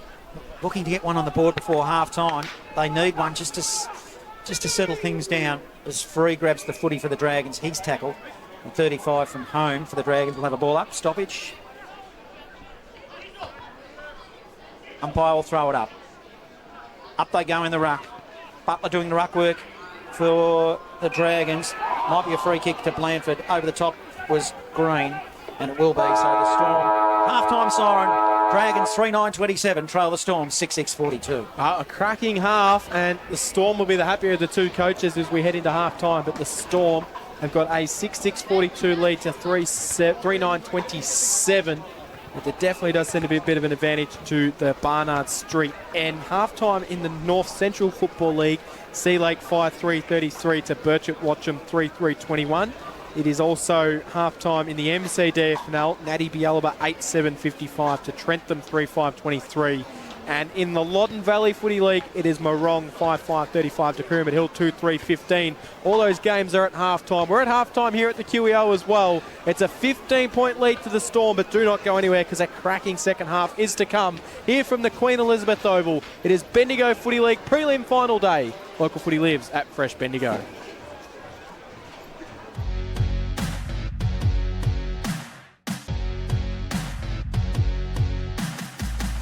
Noah Walsh couldn't quite claim it. Spills off hands. Matty Merritt picks it up for the Dogs. Shrugs off the tackle. Merritt then steadies. He goes goalwards. Matt Merritt kicks the first goal of the day for Gisborne. Good crowd in. Sexton gets the first run, but he's knocked it straight to Benaki. Benaki sharks it and goals. Gisborne have come to play at the QEO. Just think if Gisborne kick one here from this contest, it'll be well on their way. Dennehy stays out of the ruck. He rolls through the middle, and Zach Dennehy. Yeah, Sandhurst, they finish on top of the ladder, but they're going to be forced to do it the hard way in 2024. The Gisborne Bulldogs book slot one in the 2024 Big Dance, which will be played here at the QEO. High ball inside forward 50 in the Gordon direction. Just didn't quite carry. Ball spills off hands. Strosh back there for Golden Square. Couldn't take it. Wilson front and centre. Roves the ball. And Wilson snaps around his body. Pye heaves the ball a long way back inside. Off hands. Clossy goes through for Storm. Picked it up. He shouldered some candy. Dan Clossy. And he goes goalwards. Daniel Clossy kicks the Storm second. Umpire didn't muck around. He threw it up in the air. 20 metres out from goal. Hurriedly kicked out of the pack. It come from Golden Square through Toma. It's the final quarter. He hops, he steps, he's a bit nervous, and he has kicked a goal! It'll come back inside though for the Dogs. It's spilled to Rayner. Rayner handballs to Toma. This might make him excited. Toma snaps the goal. He's kicked it, but the siren sounds. Toma gave a big celebration, and then he dropped because he was celebrating the goal, but it will not matter.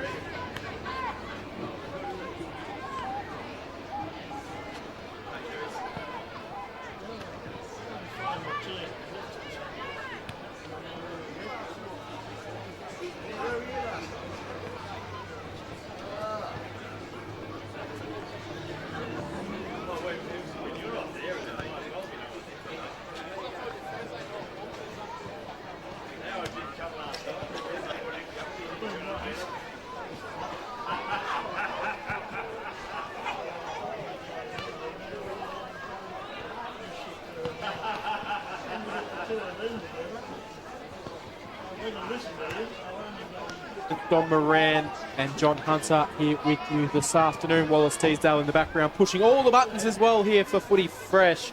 And it is the Sandhurst Dragons 3-9-27 to the Strathfieldsaye Storm 6-6-42. The Storm are playing very impressively in the first half. The Dragons have been a little bit wayward. It is halftime scores in grand finals going on all around the region. Up at Donald, it is Sea Lake 5-3-33 to Birchip Watcham 3-3-21. In Maryborough, Native Yalva 8-7-55 to Trentham 3-5-23. In half-time of the Loddon Valley Footy League, it was Morong 5-5-35 to Pyramid Hill 2-3-15. The goal kickers in this game, Bode Stevens has 2 for the Storm. Malik Gordon has 3. Zach Charles has the other, while for the Dragons it is only single goals. They didn't register a goal in that second quarter, did the Storm, so it's still did the Dragons. It is still Wharton, Palprat and James Coughlin. Having a look at the better players, we'll start with the Strathfieldsaye Storm because they lead the game. It is Don Moran. Yeah, it was a really strong quarter by Bode Stevens, who popped up for a goal. Look, around the centre, continually, Matt Harvey continues to get in under. I liked Riley Wilson's quarter. He managed to come into the game a lot and was quite influential. And Daniel Clossey's still going really, really well. But I'm really impressed with Caleb Burns' job on Fergus Green. I think he's doing a fantastic job. That's it from me. Again, the ball use going into him hasn't been that great though for Fergus Green. There's probably been a thing against Sandhurst in the last few weeks, but they're not really doing him any favours in that forward line, are they?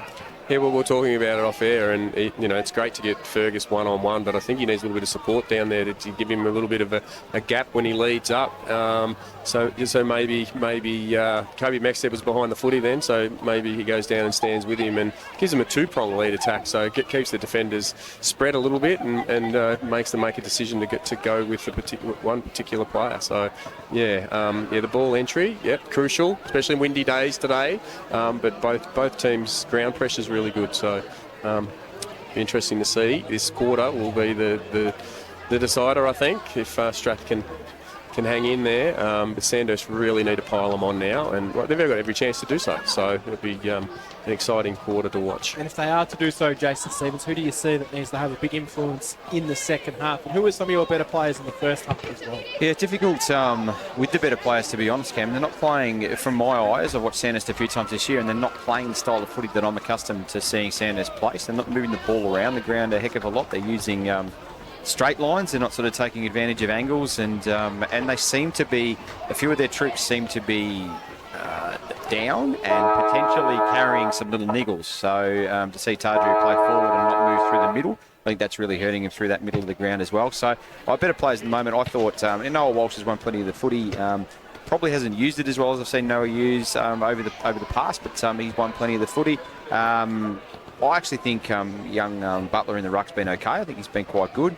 Pelprat through the middle was okay early too, and Wharton out on the side. But I think, to answer your first question, they need to win it at the source, and they need to start playing some Sandhurst type of footy and use this ground to its full capacity, move it around a little bit with or without the wind. I think they need to take advantage of the strengths that they have in their side, and they have got some really good runners, and they have got some really good users when they do get out and have free space. So I'd be trying to open the ground up a little bit more for them and allow them to use those attributes. Both teams back out on the ground, just doing some run-throughs to get themselves back refreshed after half-time. And with your coach's hat on, if you're in the Strathfieldsaye rooms, Jason Stevens, what would you have been saying? Well, I'm pretty pumped when we're in the Strath rooms, to be honest. I think everything they've wanted the team to execute, they probably have. There was only a couple of times, I think, in that quarter where they missed opportunities. They could have lowered their eyes and hit their options a little bit shorter. But generally speaking, I think they'd be really happy with the way the game's actually unfolded. I think they've got it on their terms. So this is the quarter, though. They've actually got to really lock down on this quarter. I think coming home with the win gives them an advantage, but they've got to really lock down this quarter and try and keep pressure up. They keep the pressure up, huge chance. Don Moran, you can be Ash Connick. What would you be saying in there? I'd be strengthening up my midfield. I'm with Jason. I think Wilson Butler's actually been really quite serviceable. Tim Hosking has been influential around the boundaries, but at the centre bounces, I think that he's doing really well. So I'd strengthen up that midfield. You'd be, if this is your last half and Mikey Tardru's got a sore calf, I'd basically run it right now, and I'd chuck him in the guts straight up. Put Kobe Maxted and Ferg Green side by side in the square, and probably look at maybe putting Caleb Connick at centre half back. I think he's got plenty to offer as a key position player, and I would be basically going, as Jason said, all in all, forward ball and just push and keep creating relentless pressure on Strath's defence. Well, I wanted to put the hat on you because last week when you made a few comments at half-time, it did translate to what actually happened out on the ground, Don Moran. So we'll see if they're listening to you today to see what happens. John Hunter, how have you seen the game this afternoon from your point of view? I believe you also got some netball scores there as well. I have, just in the A-grade netball, Sandhurst 24, they trail Kangaroo Flat 33. Well, it's just, for the last 3 or 4 weeks, Cam, it hasn't been the Sandhurst that I've been accustomed to watching. I've had them as favourite all throughout the year, but they've only got a half of football, and I reckon they're in a bit of strife today. With Tardru with a calf, the calves, you can't just run a calf off in these conditions. They just don't seem to be having that outside run, and I think it comes down purely and simply that some coaches have done the homework on them, and that outside run and that link-up play and they're running to space, which we saw at Castlemaine. They actually carved Castlemaine up, but that was the last time we saw it, Don. So I actually think they're in a little bit of trouble here, and I'm going to go out on a limb, and I reckon the Storm might kick away here, particularly if Malik Gordon gets on the end of a couple and they get their backs up, and they will have that wind in the last term, which seemed to have an influence for that first half in particular. Totally agree. Sandhurst's press was fantastic in the first quarter, so if they can bring that again, spread the defenders, probably Jason made the point, lowering their eyes and trying to get some catches inside 50 rather than just relying on a ground ball win and a snap around a corner or a restart.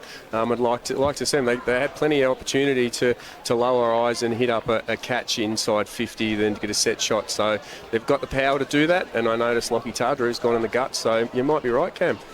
It's come down to this. It's a half of football for one of these sides. The loser will be eliminated. The winner goes on to next week. Sandhurst 27, trail the Storm 42. Local footy lives at Fresh Bendigo. Here's Cam Power for the third term. Hosking and Butler. Hosking won the first tap down and Matt Harvey couldn't take it. Tardru handball out Coughlin. He'll quickly wheel around onto his right. He'll send a ball inside forward 50. Nelly, the target, bounced in front of him. Hallinan for the Storm will receive. He'll send it into the middle of the ground. Bouncing ball. Wilson couldn't quite trap it. Spills out the back for Charles. He's able to then tap it forward. Then he ran into some pressure and he'll be tackled in the middle of the ground. And well, we're pretty much back exactly where we started, John Hunter. 26 seconds have gone to waste. Back into the middle now. Up they go. The umpire Goodridge throws it in the air. Hosking wins the tap. Juggling ball. Clossy tries to collect. Dragons will emerge through Tardru. He puts a wobbly ball shallow inside forward 50. Running after the footy now is Coughlin. He gets it with speed and pace. Over the top he goes to Wharton. Wharton handball to Maxted, a little fumble, but they get out of it now. He went to Coughlin and got it back again. Now on the outer side. Good strong tackling, Blanford. And it'll be a free kick to the Storm. And they've just settled things down, and Darcy Mills got collared with the footy. I don't mind that though. That's actually, they're trying to create a little bit Sandhurst there with hands, so that's a positive sign, I think, to start the quarter. Yeah, they looked like they held their width too, didn't they? When they had the ball on the ground, they tried to find someone on the outside. So you're very positive. Plenty of Storm support on the poolside wing. Blanford sends the high kick down the line. It carries over the back. Wilson Butler will take the intercept mark for Sandhurst. Done a very good job. The reserves ruckman this year, Wilson Butler, just the one senior game prior to today, but he has taken his opportunity and he's doing so. Short pass to Cooper Smith. Mark not paid, tackled straight away by Charles. Not sure why that mark wasn't paid. It looked like it might have gone 15 metres to me, but umpire pretty hot on that one, you reckon, Johnny? Yeah, it was, won't buy a real set off you, Cam, as the umpire throws it up. Up they'll go in the ruck. Coughlin getting his hands on the footy as well. Emerging there was Clossy with Harvey. Put it towards the boundary line. Over it goes. And on true centre wing, swimming pool side. Ball in 27 playing 42. The Storm lead. This third term sponsored by Central Kitchens in Bendigo. Local footy lives at Fresh Bendigo. Throw in. Hosking one up rather unopposed and then tapped it straight back towards the boundary. So we'll do it all again. The peak boundary throw in. The ball was lived on this poolside wing this afternoon. Pretty sizable crowd in here at the QEO as well. The sun is poking out, but it is still quite blustery. Will be thrown in. The boundary umpires have really earned their money this final series. That's all I'm going to say. As the ball's thrown in, carries the back again. Coughlin handball out. Kick by Butler, which was smothered. Trying to run through the footy, but it will be held up by Matt Harvey for the Storm. Ball up again. Hosking again, unopposed, knocked it down. Handball backwards to Walsh. Walsh to Tarju. Tarju is straddling the boundary line, but he didn't straddle it well enough and he's kicked it out of bounds on the full. Right on the defensive arc of 50, the Storm will bring the ball back into play. It looks like Ben Lester. It is, in fact, Ben Lester. Plays on. Kicks it long. Hallinan's the target. Got his hands on the ball. Didn't quite hold it for long enough, and it goes over the boundary line. And we'll have a ball in. Cross half forward, Sandhurst in attack. They trail 27-42. 3.5 gone. Third term, the premiership quarter in this preliminary final. It's all over for the loser this afternoon. They will be eliminated after a long season 2024. Ground level. Tardru asking for a free kick, saying he was held without the footy. Umpire Goodridge says, no, I'm going to ball it up. Haven't moved much at all, and we'll have a ball up. 27 playing 42, Storm lead. A few of the Gisborne boys wandering past the commentary box there too with some nice warm hot jam donuts. Looks like they're enjoying the contest. I think they would have earned them. They trained at 7:30 this morning in Gisborne before coming down to watch the under-18, so it would have been rather chilly down there. As it was kicked forward for the Storm. Ratcliffe will be taken in a strong tackle by the opposing 20 in Isaac Ruff. So 20 on 20. So they say 20-20 vision, I reckon there, Johnny. Is that an attempt at... When you have an attempt at humour, you get this smirk on your face. You'll say something funny one of these days. It's forward of centre. Leave the funny stuff to the funny people, as someone once said, Cam. Back into the middle it is. It'll be a ball up. Hosking against Butler. Another stoppage. You can have a go now. 42 playing 27. 5 minutes gone third term. And they are wasting the wind here if you kick into the Barnard Street end, which Sandhurst are. It was just playing into Strath's hands, isn't it, John? It's just stop after stop and restart. While you were talking, we've got another ball up as Hosking wins the ruck. He's starting to get on top in this quarter, I reckon, Hosking. Harvey tried to knock it forward, kick partially smothered. It spilt out to Noah Walsh, who was being held for a little bit too long. So Walsh receives the free kick for Sandhurst. He then's forced to play on. He tried to step around Mulqueen. He had to handball off to McLean. It probably wasn't what he wanted to do, but it was a good backup option. It worked forward for Sandhurst, though. Going one way and the other. It now spills out towards Maxted. Maxted, who's 50 from home. His quick kick was smothered by Ben Lester, who lets him know about it as well. It is Benny Lester. And we'll have a boundary throw in right on the paint of 50 again, as we did probably about 2 minutes ago. So time wasting is the go for the Storm. Barnard Street is the end to kick goals at this afternoon. And you could see when that umpire balled it in then, it just went to the advantage. As Tardru got on the end of a handball, put it to Connick. Connick, who's been quiet, now with the Storm, mopping up through Chambers. He's been a pretty good addition to the Storm this year as a long ball comes out with Gill being the target.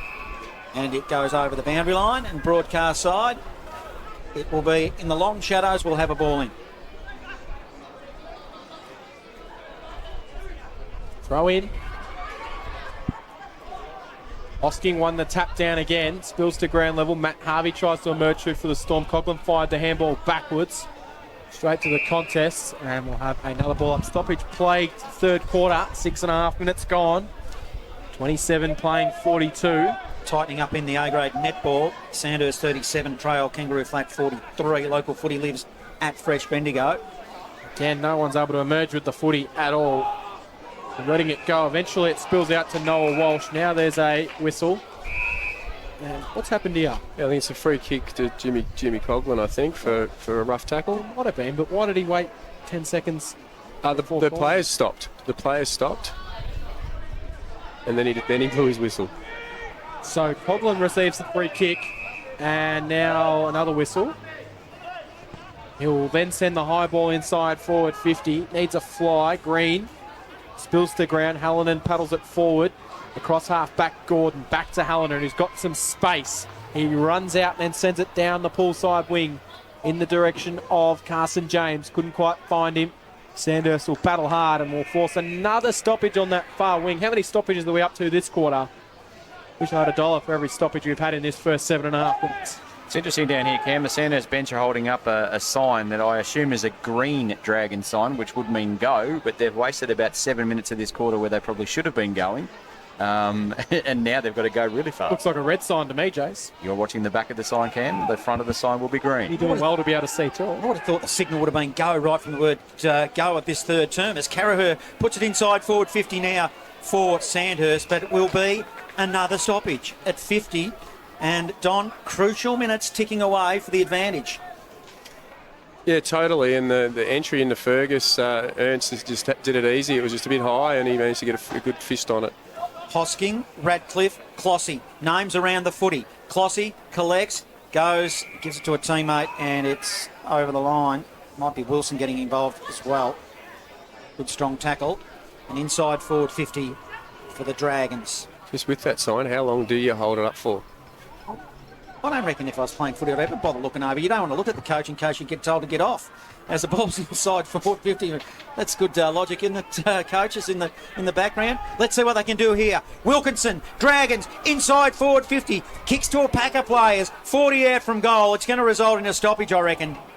And playing right into the Storm's hand, we'll have another ball up. I'm just shaking my head here in the box. Sandhurst needs to neutralise the numbers. They need to even up the ball forward of the footy. They can't allow Strath to have that loose player back right in the hot spot. They've just got to even it up. A lot of footies around this one. It reminds me of the last quarter the Storm played last week where they just strangled Golden Square. And Golden Square had all the momentum and they couldn't break them. Doing similar things today. Knocked down, little soccer ball out of there. Clossy handballs forward out in the direction of Jackson Lay. Tracking after it. Knocked towards the boundary line. Kept in play. Spills out wide now. It's Stevens for the Storm. He'll send it up towards true centre wing position. Turnover though. Matt Harvey did really well. He won the ball when he probably shouldn't have. Then handballs out to Stevens, who might have been taken without the footy. He receives a free kick. And now let's see if the Storm can get some side of consistent play here and just try and find some short passes and give their defenders a bit of a break. So, just taking up a lot of time. I'm pretty sure that the Storm are under instruction here. Downfield free kick. Is it 50 or down? No, downfield free kick. Against Liam Island. Jai Chambers was knocked over. Did you see what happened, Don? Practice Matt Harvey that got knocked over. Thank you, Don. As I did see it, but I didn't get in there, John. I didn't get in there. Harvey locked on then, Cam. Yeah, Matt Harvey was running forward and he just got checked. Short pass. Just the netball's going on. Let's have a look at the score. It's 40 playing 46. They're getting excited over there. It's Kangaroo Flat lead over Sandhurst, so I'll keep you updated with that. Riley Wilson now inside forward 50. Look at that hold up in the wind. So that's what the advantage is, and it drops short. It ends up with the Dragons who'll clear it to Ureta. Ureta will run down the wing, kick it, looks there for Wright. Wright picked up the footy. He's tackled well by Clossy. Clossy free kick for the Storm. Holding the ball was the call. So Clossy has it. Poolside wing. He'll look to go. Send a high ball up towards centre half forward. It's shallow. Didn't quite find its target. Noah Walsh handballs off to Tarju. Tarju then got it off to the runner there, who just bangs it forward. Cooper Smith. It bounces wide, but there's absolutely no one where he's kicked that to except for Shannon Murphy, who has time to have a cuppa and a biscuit.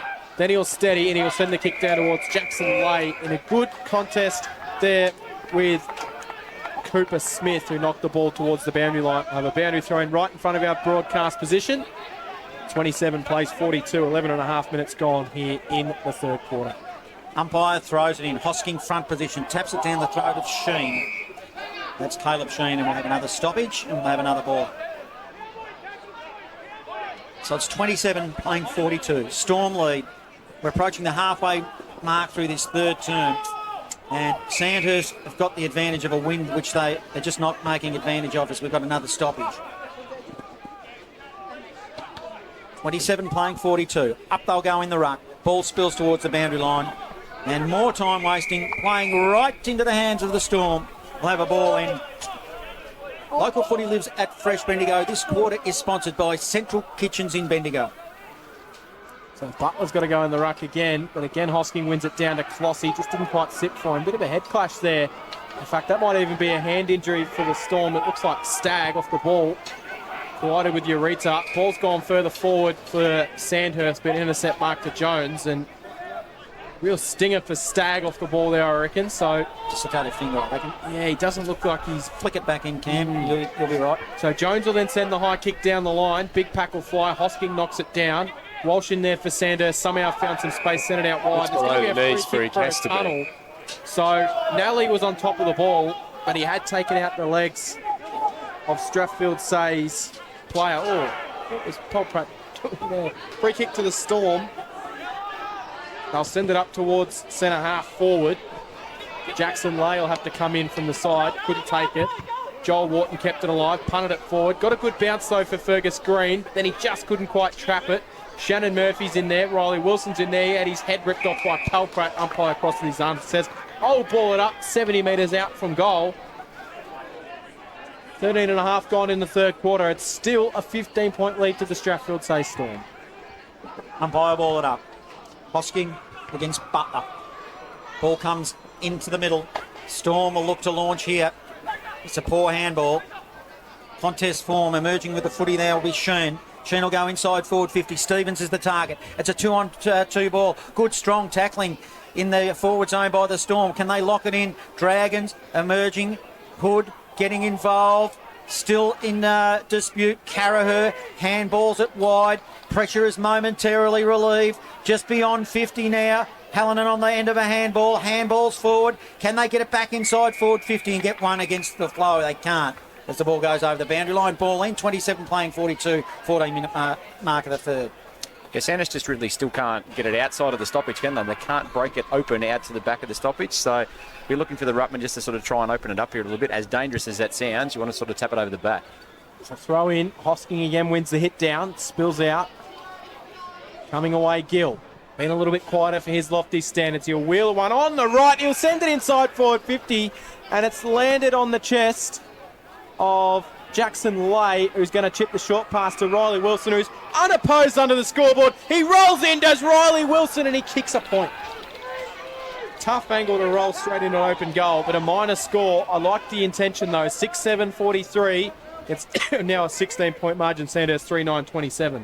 I would have liked him to just step across the front of the goal and maybe go around the corner with that one. And old footy, drop punt attempt for a miss. Three plays in from plays on full-back, goes to Wilkinson at half-back. Wilkinson spreads it wide to the outer side wing. Building something here now, Dragons. Through Jake McLean. Long ball, inside forward 50. But it was a poor kick. He's kicked it straight to Paddy Blanford of the Storm. And they're just mounting a real challenge at winning this game here, the Storm, if they can keep on this path. It's a poor kick that goes to the outer side. As we have a look at the netball, you can hear it in the background. Kangaroo Flat 51 leads Sandhurst 45 in the A-grade preliminary final. Yeah, 3 kicks landed inside 50. John, I'm with you there, and for no result, defender to mark the ball. Thrown in. Hosking against Stagg in the ruck. Interesting there, but it falls forward for the Dragons. Cooper Smith will wheel around it. He'll send it inside forward 50 and he'll kick a goal. With the run, Cooper Smith has kicked the goal for Sandhurst. And a big goal, probably against the run of things here at the QEO. And a much needed goal for the Dragons. They now move their score along to 4-9-33. It's 10 points the difference. The Storm 6-7-43.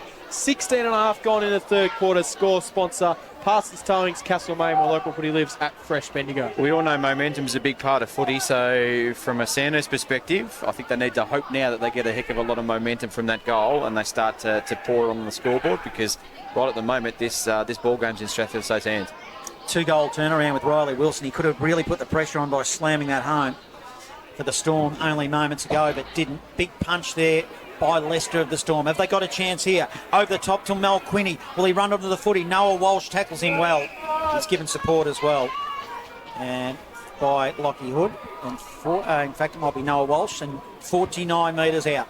Directly in front. Storm against a pretty strong wind here to the city end. Clossy emerges, gives it to Wilson. Wilson will put it to a dangerous position. Big punch from behind. Oh, they're running into an open goal. Oh, missed it. Matt Harvey, and that is what the wind is playing havoc down there. Should have kicked a goal, Don. Yeah, once again, come centre of the ground and snap around the corner. He had plenty of time. Free just goes with an interesting looking kick straight down the middle of the ground. It works out okay though for Walsh. Walsh handball forward to McLean. McLean then tried to go forward, but standing in the way was the Storm captain Ratcliffe. Shunnels out the handball in the direction of Murphy. Murphy off to Matt Harvey. Matt Harvey chips and finds Gill. Gill's 80 out from home for the Storm. He'll slow it up before he wheels around on his right. Charles is the target down there. Big pack will fly, and the mark has been taken down there for Strathfieldsaye by Malik Gordon. We haven't sighted him since the first quarter where he kicked 3 goals, but he's just taken a big mark inside forward 50 underneath the scoreboard, 10 metres in from the boundary. Tightened up in the A-grade netball. We'll keep an eye on that. 47 playing 51 Sandhurst trail now, so really tightening up. I think it might be finished. I think the app might not be refreshing. I have a feeling it's finished, and there's a crowd dispersing from the netball as we speak. I was just looking at that, wondering where all the crowd was going there. So I have my fingers crossed in my pocket that results a green and white way. Malik Gordon for a big goal for Strathfieldsaye to put the lead out to 17 points for his 4th goal of the day. He does not miss. It's straight over the goal umpire's hat. He's got 4, and the Storm lead it by 17 points. They are 7 goals on the board now, Strathfieldsaye. They're 50 to Sandhurst 33. Score sponsor is Bendigo City Framers. Local footy lives at Fresh Bendigo. That's a great finish against the wind, isn't it? That's that's a quality finish from a guy that's clearly got a sore foot or ankle. That's a miraculous finish, that one. And the thing that you hate, that tall blokes don't get any shorter, and he actually just stood under that. He didn't really jump at it, he just stood under it and timed it the best. And the A-grade netball is over. It's just refreshed then. Kangaroo Flats 46 have defeated Sandhurst 39. So Gisborne and Kangaroo Flat next week in the A-grade grand final. As back in this game here, this one's got a lot to play out with a 17-point margin. Sandhurst have possession through Walsh, defensive side of the centre circle. He'll go long now. Good, strong contested mark by Tardrew. He was 3 deep in the pack. Too far out from home. Well, if he's got this wind, he might decide to go for it. He doesn't. He goes backwards, opens up the angles, but there's no way Tallanelli can kick that. And he's gone back to whence it came. So, ring a roses, and I'm not sure if I like it. It goes to Ureta.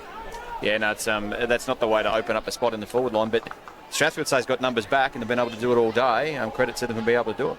Ureta now, short pass, and he hits Paul Pratt. That's better. That is better, but it's a pretty tight angle. He's 10 metres in from the boundary line. He looks to come in board. That was play on. The umpire didn't agree, but he's in front of the swimming pool change rooms. Probably 10 metres in from the boundary line, so tight angle. Puts the ball on the ground, so he's going to have a fair look at it now. At least we've got a close game here because it's not close at all in the MCDFNL. It is Natty Bielaba, 16 goals, 10, leading Trentham, 5 goals, 8 at three-quarter time. Paul Pratt to the goal line. Storm need to kill it, and they do for a minor score. 34 playing 50, 16-point margin. Sandhurst trail, 21 minutes gone. Third term, local footy lives at Fresh Bendigo. Yeah, it's better that they're trying to hit up and lower those eyes and try and get a catch to get a set shot. I think there was a better entry, and I know they chipped around at the top of the 50, but it's probably a better option than just bombing it in and hoping the best. Cooper Jones runs his 15 metres and sends a high kick down the poolside wing. Ball goes out of bounds. Off hands for a boundary throw in. 80 out from goal. In front of the Kangaroo Flat tent over there. And there's a very happy Kangaroo Flat crew under that one as they've just won the A-grade netball. As mentioned before, throw in. While Quinny tries to get it for the Storm, it bounces into the hands of Free, who was tackled straight away, and we'll have another ball up. So, could be an 8 or 9 minutes left in this quarter. The quarters have been going a long time. There's been a lot of stoppages, so the Dragons need 1 or 2 more on the board, you'd think, to take into this final term, because the Storm will have a pretty strong wind in the final term as it spills to the outer side. Getting his hands on the footy is Behrens. Handball over the top, which is ineffective. It'll be a turnover. In fact, it was a good tackle. The tackle was by Charles of the Storm. So, looking good here, Charles with the footy. been providing a little bit of a target, albeit Alec Gordon's been good for the Storm this afternoon. Charles now, long down the line. They'll set themselves. Stevens is at the back of the pack. Tried to hit it at pace and couldn't. Stoppage forms and 70 out from goals. Storm in attack will have a ball up. That breeze looks even stronger now when you look at that trio. Oh, yeah, boy, oh, boy, it does. Throw in. Straight back to ground for another ball up. So stoppages here at the QEO. Have another ball up again. Leicester tried to win the tap down. Bossy tried to emerge through. And, well, you can throw a blanket over most of these players on the ground at the moment. You probably hit most of them because it is just players all around this footy. I'll have a third go. All advantage the Storm. They somehow slap it inside forward 50. Darcy Mills intercepts and then just clears the kick out of there for Sandhurst. It'll go down the line. Free kick will go to Maxted, who was being held for the Dragons. He'll then come corridor for Walsh. Walsh will mark. He can steady. Wilkinson goes past him. He decides to go with a shorter pass inside forward 50. Good hit and a hard leading Lockie Wright has marked it 50 metres out directly in front of goal. But it'll take a good effort. The accuracy will be the big factor here. So Lockie Wright, 50 metres out directly in front. This just has to go through. You get that feeling for Sandhurst to get him back within 10 points. He takes his time. On the right. He sends it goalwards. It's going to swing left and off hands. Doesn't quite go through for a minor score. Still alive at the top of the goal square there. And we'll have a ball up as Nick Stagg in front of us looks to have a bit of a claret from his face as well, Jace. Yeah, from the bridge of the nose, I think. It's actually from the bridge of the nose and from inside the nose. So he's actually had a whack in the face. Right at the teeth of goal here for the Storm. Barnard Street end. Another stoppage. Three-quarter time score in the North Central Grand Final. Sea Lake Mandaly 7-3-45 to Birchip Watcham 4-7-31. Almost 25 minutes in this third term of tick by. Deep in the forward zone now for the Dragons. Looking to get another one on the board with the win to the Barnard Street end. Tardrew can't find a path. We'll have another stoppage. We haven't mentioned Caleb Burst's name a heck of a lot on the call today, but he's been fantastic down there on Fergus Green, just annoying him all day long. Umpire will throw it up. A lot of players around the footy. Another stoppage, which is suiting the Storm just fine. It is, John, and we just get repeat stoppage after repeat stoppage, and it just keeps starting and stopping, just if you're not sure. Tardrew handball forward, cleared out of there from the Storm. Carraher tried to go through without the footy. James picked up, he was tackled straight away. Had to be holding the ball, and it will be. So Isaac Ruff will receive the free. Ruff runs away, so it's going to be a free kick to Carraher. You can hear what the crowd thought of that one in the background. They were a little bit delayed getting the ball back to Carraher. He's 55 from home. He'll wheel it into the hot spot. Needs a fly and gets one! And Fergus Green marks it 40 metres out directly in front. The kick was weighted to perfection for Fergus to lead up. And, well, you can't blame Caleb Burns for not getting to that one. It was just a great kick, Jason Stevens. Yeah, perfect kick of the footy. He's always been a good kick, Carrots. It's no exception. This one needs to go through. So 40 out directly in front. In he comes Fergus Green. And he puts it to the left, as we have seen so many times today. Still goalless today. 2 behinds now for Fergus. And the moment for him just not quite coming through. 4-11-35, playing Strathfieldsaye 7-8-50. Three-quarter time in the Loddon Valley Footy League Grand Final. It is Morong 5-8-38 to Pyramid Hill 3-6-24. Yeah, football's all about moments, isn't it? And that was a great moment, great kick in, great mark, especially amongst 4 defenders, and just can't quite take their chances, can they? Blanford plays on from fullback for the Storm. Sends it out of side, swimming pool side, big punch towards the boundary line by Hosking. A big left-hander and puts it over, and we'll have another ball in. It's seconds and the minutes keep ticking by, ticking over, suiting the Storm because they'll have the win to the Barnard Street in this final term that's just coming up shortly. It's a late start. It's nearly 4:45 here, and we've still got 1 quarter of football to go due to the under-16 grand final earlier today where Sandhurst were victorious. Winning the footy now was Stevens of the Storm. Puts it down the line. Good strong mark. It's with the Storm. It's Harvey. Contested in his front of his eyes. Swimming pool side. Hard up against the line. Twirls the footy between his fingers and then kicks it long. Puts it up. Geez, it holds up in the wind. It goes shallow inside forward 50. Riley Wilson got his hands on the football, couldn't win it. Little give. It was a shot from goal now might be from Stevens, who goes goalwards. Tracking the footy be Nally. Not sure if I liked it going there, but they're going to get away with it. They obviously had the numbers. They looked to bring it down the outer side. It went to Ireland to Hood. Hood goes beyond 50 and puts it out of bounds for a ball in. It's just defensive, isn't it? And there was an open player there, and Tanner found him in the goal square. But it's just defensive to go back the same side that the ball's come in from. It's generally a golden rule to come out the opposite side that it's come in. But on that point, Jason, if he went there because that was his release, maybe then Liam Ireland hold up and go back to him. Correct. Yeah. So numbers shift and change that lane.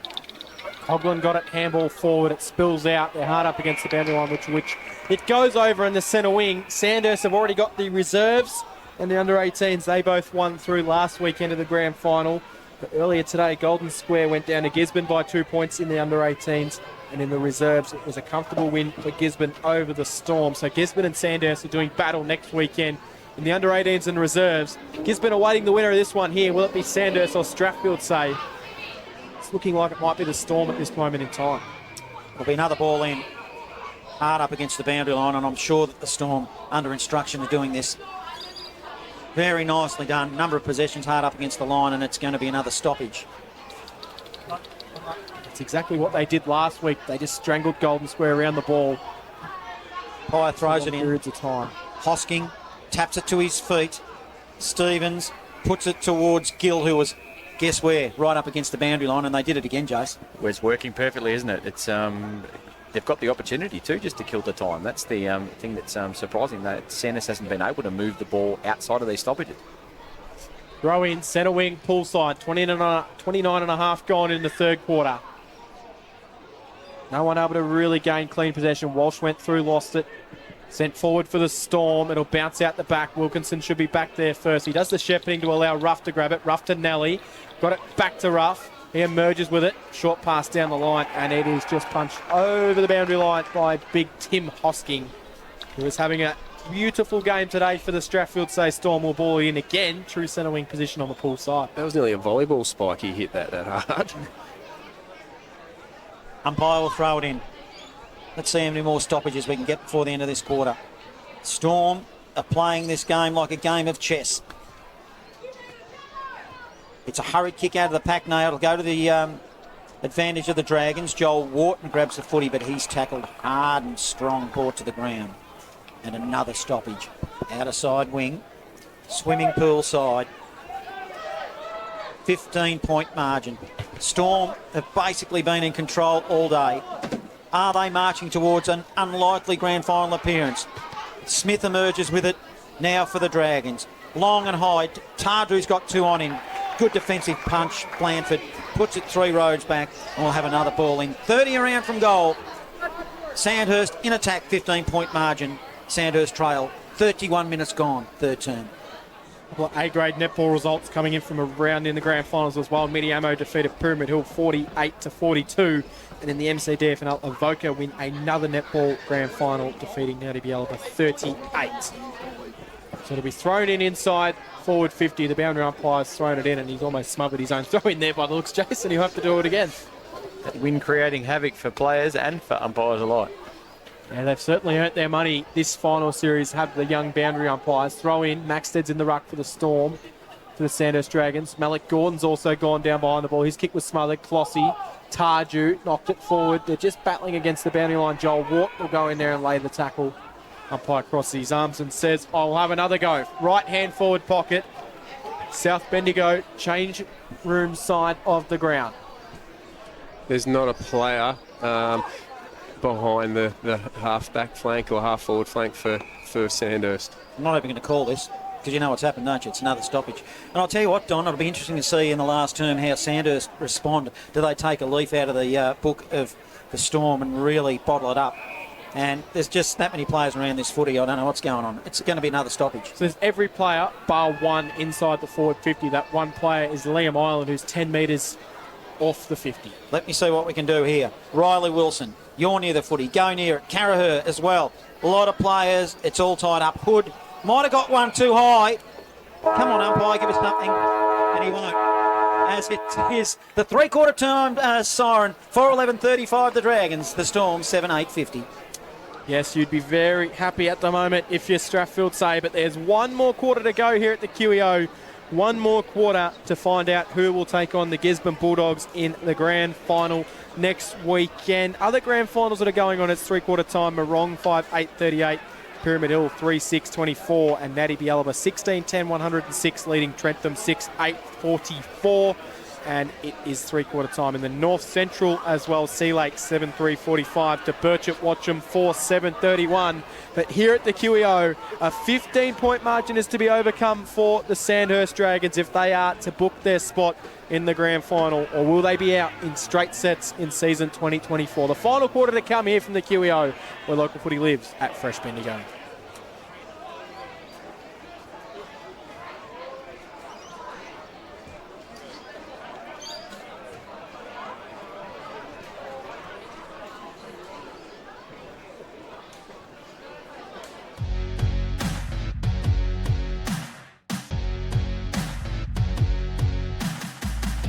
Noah Walsh couldn't quite claim it. Spills off hands. Matty Merritt picks it up for the Dogs. Shrugs off the tackle. Merritt then steadies. He goes goalwards. Matt Merritt kicks the first goal of the day for Gisborne. Good crowd in. Sexton gets the first run, but he's knocked it straight to Benaki. Benaki sharks it and goals.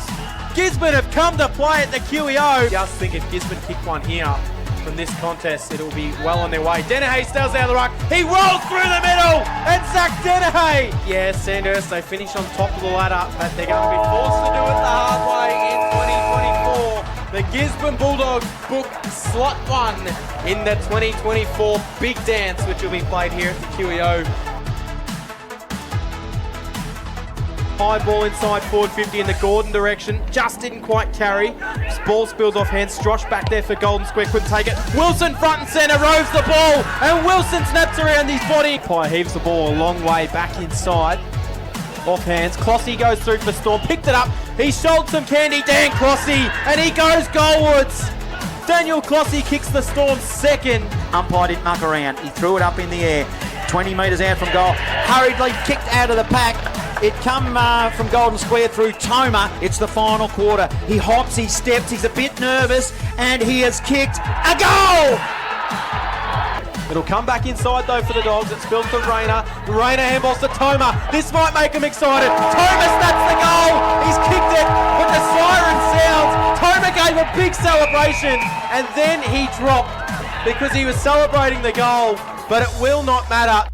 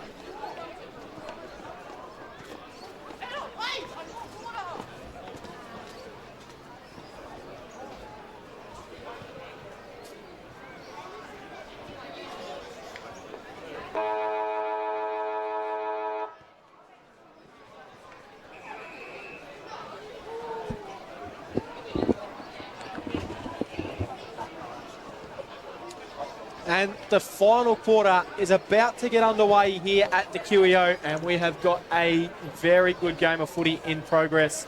Plenty of Gisborne Bulldogs supporters here in attendance to see who will be facing them next week in the grand final. Will it be the top of the table finishing Sandhurst, or can the Strathfieldsaye Storm cause the upset? They lead it by 15 points, 7-8-50. Sandhurst 4-11-35. A huge crowd in attendance here at the QEO for prelim final day. Earlier in the under-18s, Golden Square went down to Gisborne 6-5-41 to Golden Square 4-15-39. And in the reserves, it was Gisborne 8-9-57 to the Storm 2-3-15. So the under-18s and the reserves grand final will both be contested between Gisborne and Sandhurst. But will Sandhurst make it there for the senior grand final, or will Strathfieldsaye Storm make it? It's a 15-point lead to the Storm, and it is all to play for in this final quarter. The goals on the day, Malik Gordon 4, Bode Stevens 2, singles to Zach Charles. While for Sandhurst, all singles. They've only managed 1 goal since quarter time. Joel Wharton, Zach Palprat, Cooper Smith and James Coughlin are the goal scorers. Looking at the better players for the Strathfieldsaye Storm this afternoon is Don Moran. Thanks, Cam. Still a solid performance by Daniel Clossy inside. Inside work of Clossy and Harvey has been absolutely fantastic. The amount of stop-starts that we saw there. He's also been supported really strongly by... I thought the quarter of Tim Hosking was sensational.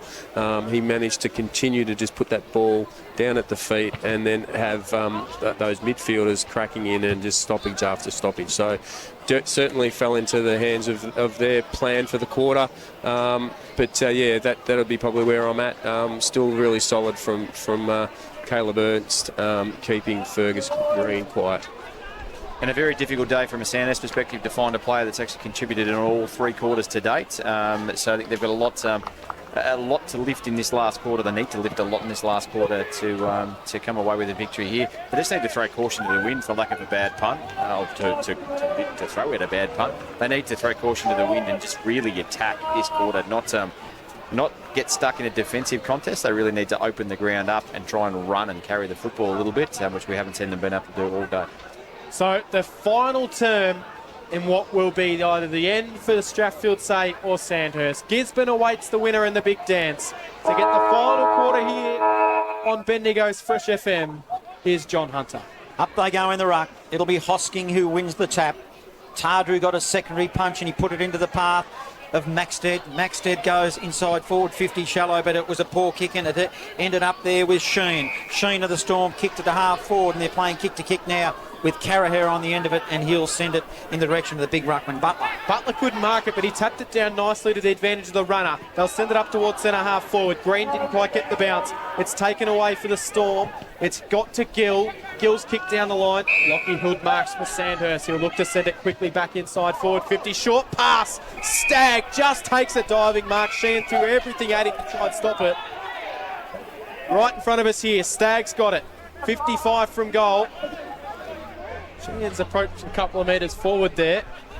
So Stagg quickly on the right. He then fools everyone with a short pass looking for Tarju. Touch before it got to him. It comes to Wharton. Wharton throws it on the boot. It'll go high. Who sits underneath it? Hallinan for the Storm does. He couldn't mark it. Ernst handballed out, but straight to Tarju. Tarju fends off Harvey. Handballs into the middle. Couldn't quite get it there, Coughlin. Tarju then kept it shoveling forward. It comes out to Mills. Darcy Mills goes goalwards. Didn't make any connection at all with it towards the goal. And it bounces out of bounds for a boundary throw in the right-hand forward pocket of the QEO. And you get the feeling it's going to spend a lot of time this quarter inside this forward line, John Hunter. I like the work of Lockie Tardru then. Did you see that? That was just contest after contest. Hunt the ball after every opportunity he had. Ball in. Tap to the feet. It'll be with the Storm, and Gill puts it over the line defensively. And we'll have another ball in. 20 around from goal that Sandhurst are attacking. The City end, it's a pretty strong wind they're kicking into. Storm have led this game. If not for the majority of it, I'll go he. I can't recall Sandhurst being in front. If they were, it was very early days. Hosking taps it to his feet. Pack forms. Emerging was Coughlin of the Dragons. Gives it to Stagg, who put it on the left, who didn't go the required distance. Tardru was on the end of it. On the outside of the boot, snuck it through for a goal. Here they come, the Dragons. Sport sponsor Jason Westcott Builder. Local footy lives at Fresh Bendigo. That takes Sandhurst to 5:11:41. The Storm 7:8:50. 2.5 minutes gone. Local footy lives at Fresh Bendigo. Don called it earlier about the efforts of Lockie Targer, a couple of efforts just to get stoppage after stoppage and attack that ball.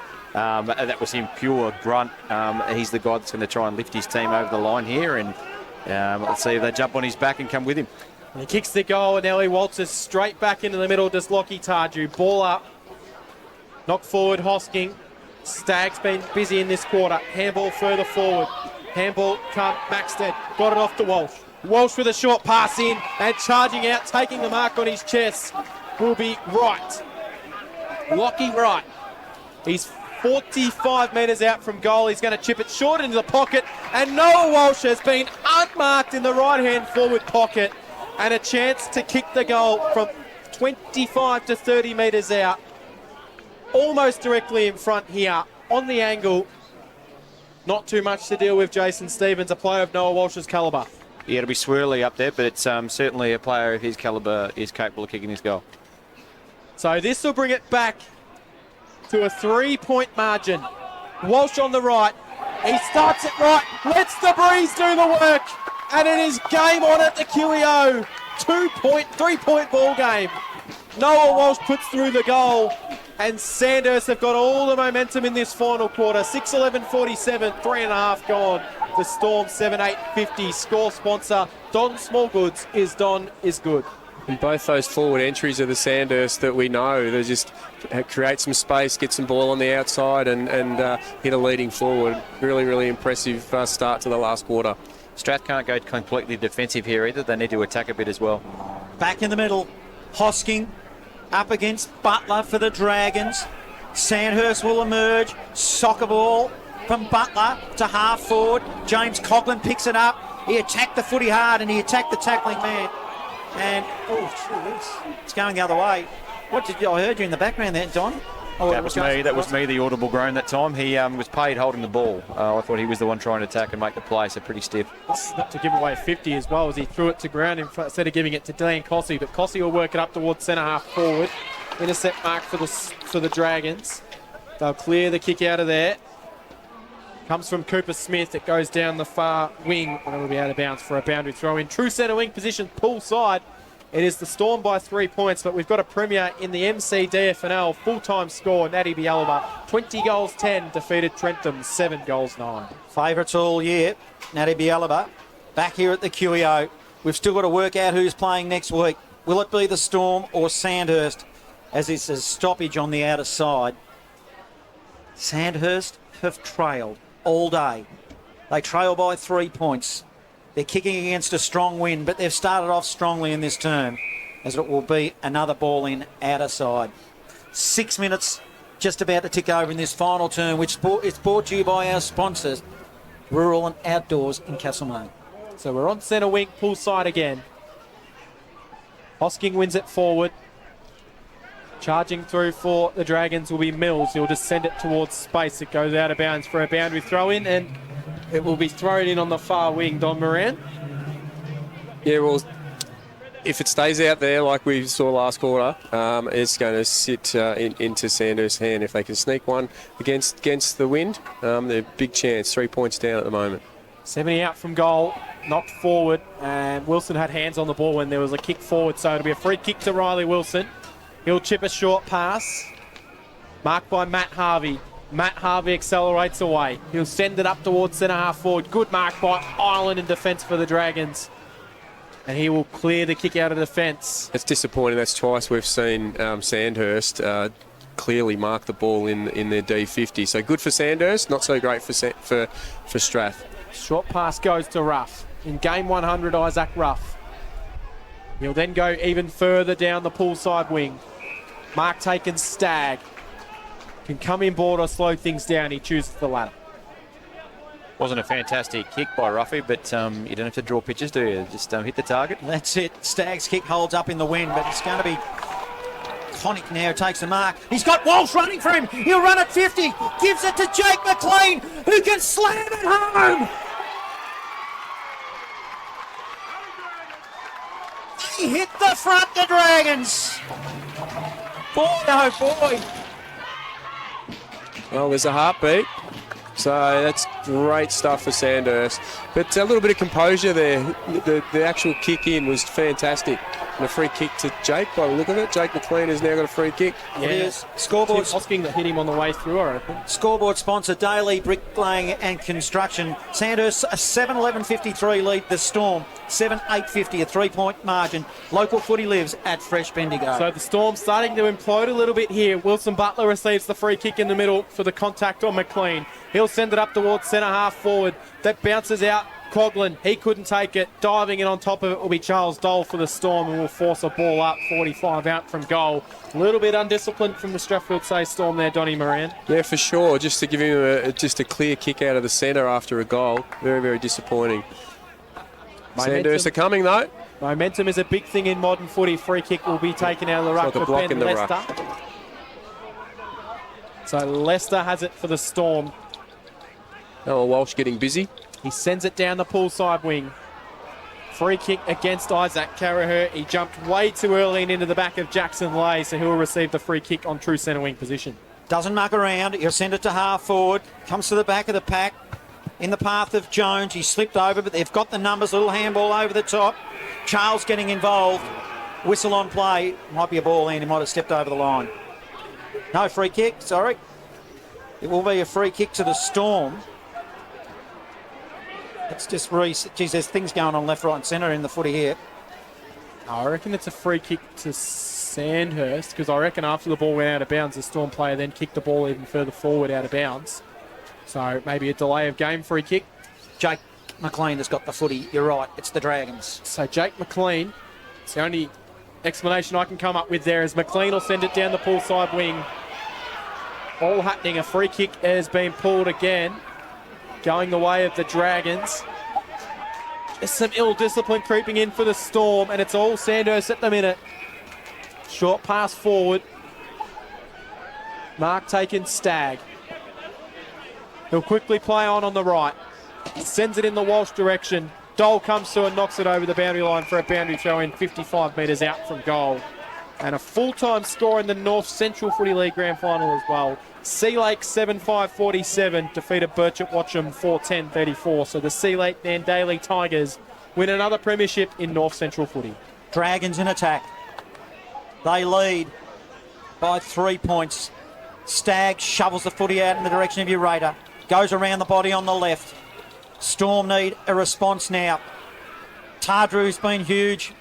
Also Polprat getting involved. But Riley Wilson will rebound off half-back into the middle. There's a player down off the ball who looks in a bad way for the Storm. As Stevens has got it. Just forward of centre now for the Storm. Inside forward 50 to the top of the square. We need a big mark for the Storm if you're on their side. Wilkinson's dragged down for the Dragons. After all that, it's a minor. As it inches closer, it's a 2-point margin. Storm trail 51 to 53. 11 minutes gone, fourth term. All happening as well. Malik Gordon was down. He got back up and he didn't like some of the treatment he was copping there, Jason Stevens. So a little bit of spite in this game. Sandhurst short pass finds Ireland. And then he put someone on the ground, Cam, and then he got him put on the ground again. So it was a bit... I reckon he might have tried to fall over a little bit easily to try and pull the umpire because the umpire was looking straight at him. Having none of it, Dragons will come down the grandstand side wing. Ben Lester sets himself underneath it, takes a strong mark as Lockie Wright come charging through. So Lester has it for the Storm. Centre wing grandstand side. On the right, it's a high helicopter ball inside forward 50. It's knocked out. Lockie Gill's got space to get to it. It just kept bouncing away. Ruff picked it up and he was tackled straight away by Gill, 30 metres out directly in front of goal. But up the right end of the ground, if you follow the Strathfieldsaye Storm, they trailed this game by 2 points here at the QEO. If we had the Worm on TV, they must only been in front for about 1% of this game, the Dragons, but it's at the important part of it. They'll win it now in the defensive zone. Poor kick. Straight to Murphy of the Storm. Now Shannon Murphy, he's in a position to kick this with a pretty strong wind. 45-degree angle. Barnard Street end. The wind will grab it for sure. He just needs to sit it up there. He does. It swings but won't swing enough. and tightens it to one solitary point margin. 52 playing 53. Storm trail almost midway through this final term. Local footy lives at Fresh Bendigo. Those Sandhurst midfielders have started to get on top a little bit this quarter. So Noah Walsh, Nick Stagg, both those boys, Tardrew we've already highlighted, starting to win a fair bit of the footy through the middle ground. Yeah, it's good to see, isn't it? Especially when they're not getting their first use out of the air, that first touch, but they're mopping everything up. Dragons bring the ball back in. They go long straight down the corridor. Ratcliffe thumps it back in for Strathfieldsaye. It bounces around. McLean for Dragons will clear it out of there. Noah Walsh will be tracking after it. It bounced okay for him though. Walsh then steps his way through trouble. Handball forward to Tardrew. Tardrew to Coughlin. Coughlin's clean. He tried to accelerate from Sheehan and he couldn't. He was tackled and he was done holding the ball. Caleb Sheehan with a big moment for the Storm.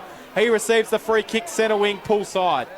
Kicks it 30 metres. Ugly ball. Turnover now. Wilkinson rebounds for the Dragons. Puts it to Wright. Wright now with possession. He's composed to one-on-one. Green versus big Caleb Ernst. It was a one-on-one that was good, but Green followed up his own footy.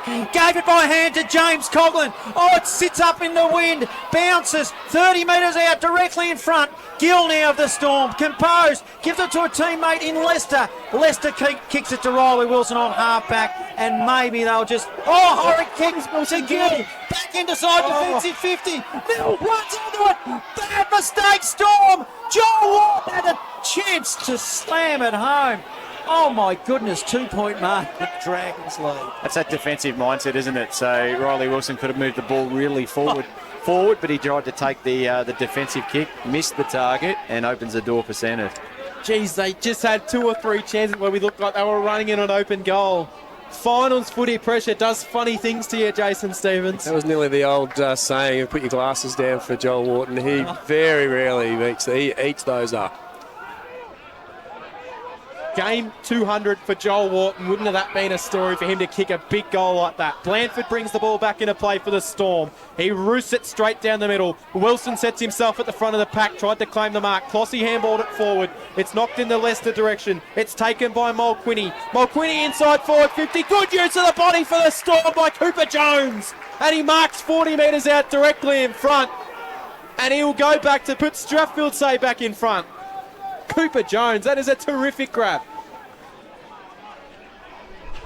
It's dangerous forward of the footy, Cooper Jones. When they do swing him forward, he can take a mark and kick a goal. So, and usually a pretty good kick of the footy as well. He'll kick from 45, directly in front. Big crowd in attendance for the QEO. Will Cooper Jones take his moment? He comes in on the right.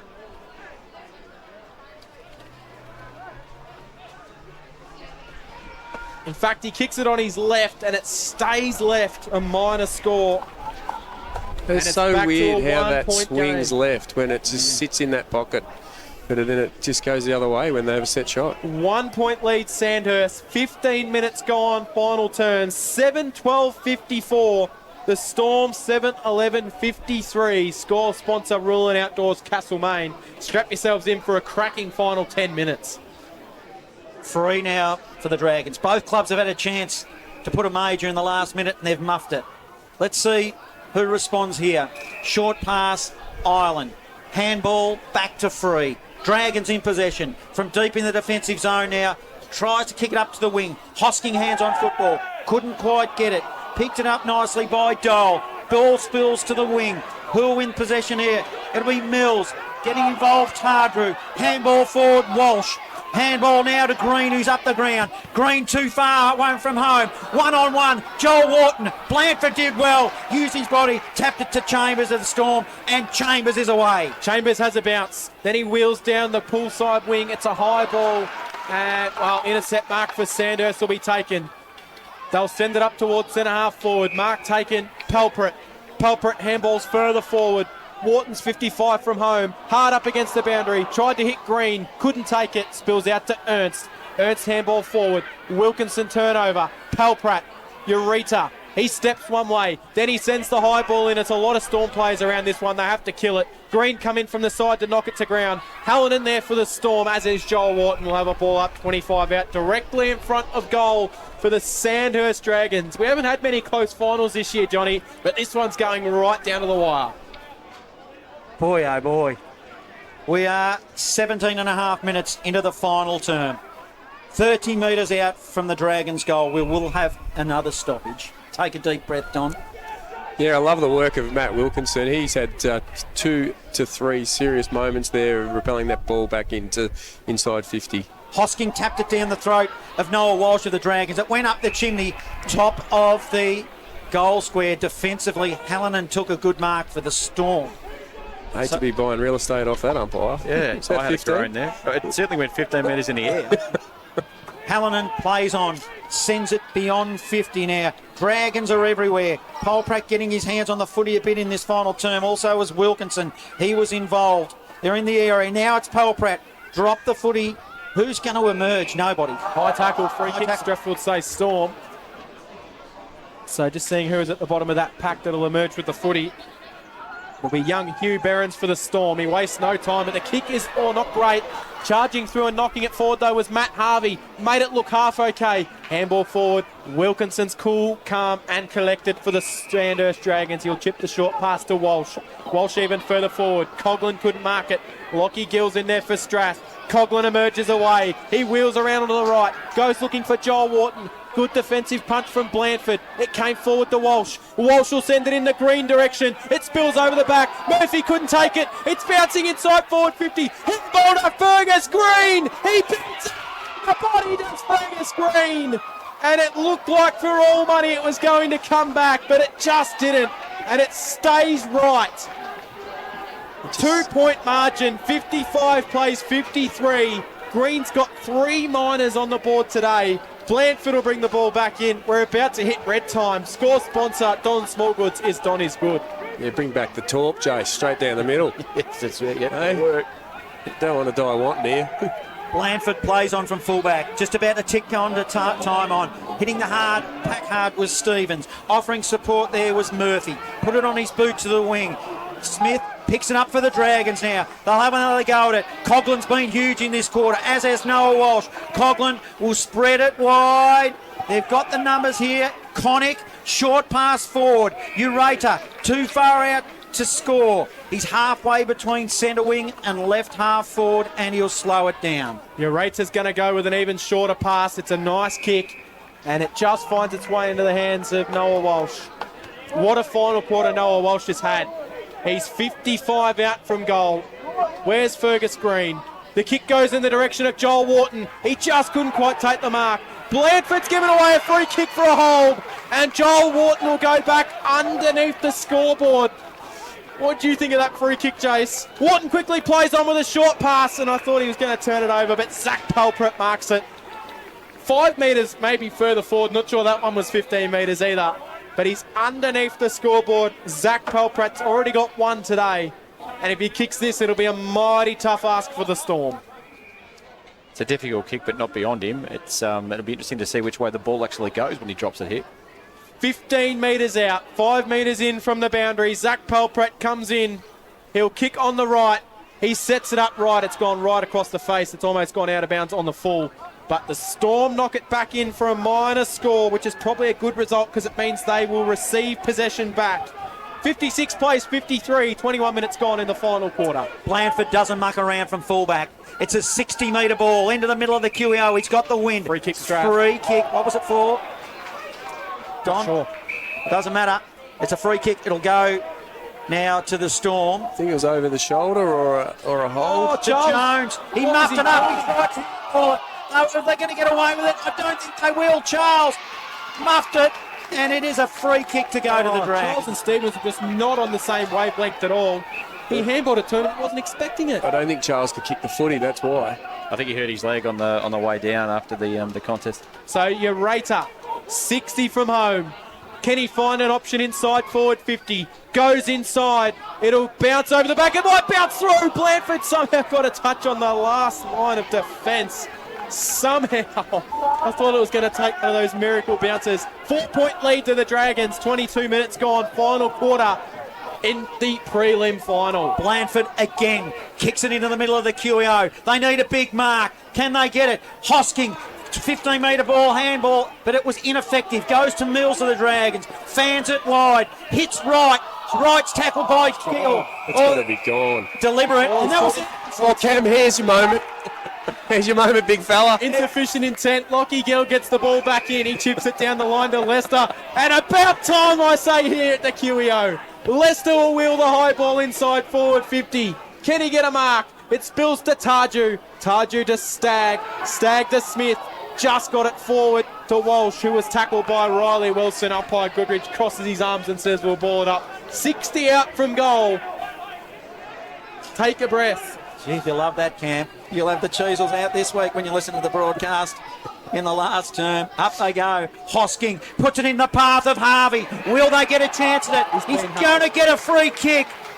And I tell you what, the wind, he's a good chance. He's a very good chance. Gee, Sandhurst, you just hate to see it when you're like, it's just they've had all the play, all the run, and just now there might be one against it. It's a bit tighter than 45 degrees. The man on the mark stands at 50. But let me tell you, the wind has had the advantage all afternoon. He just needs to kick through the footy and let the wind do the rest.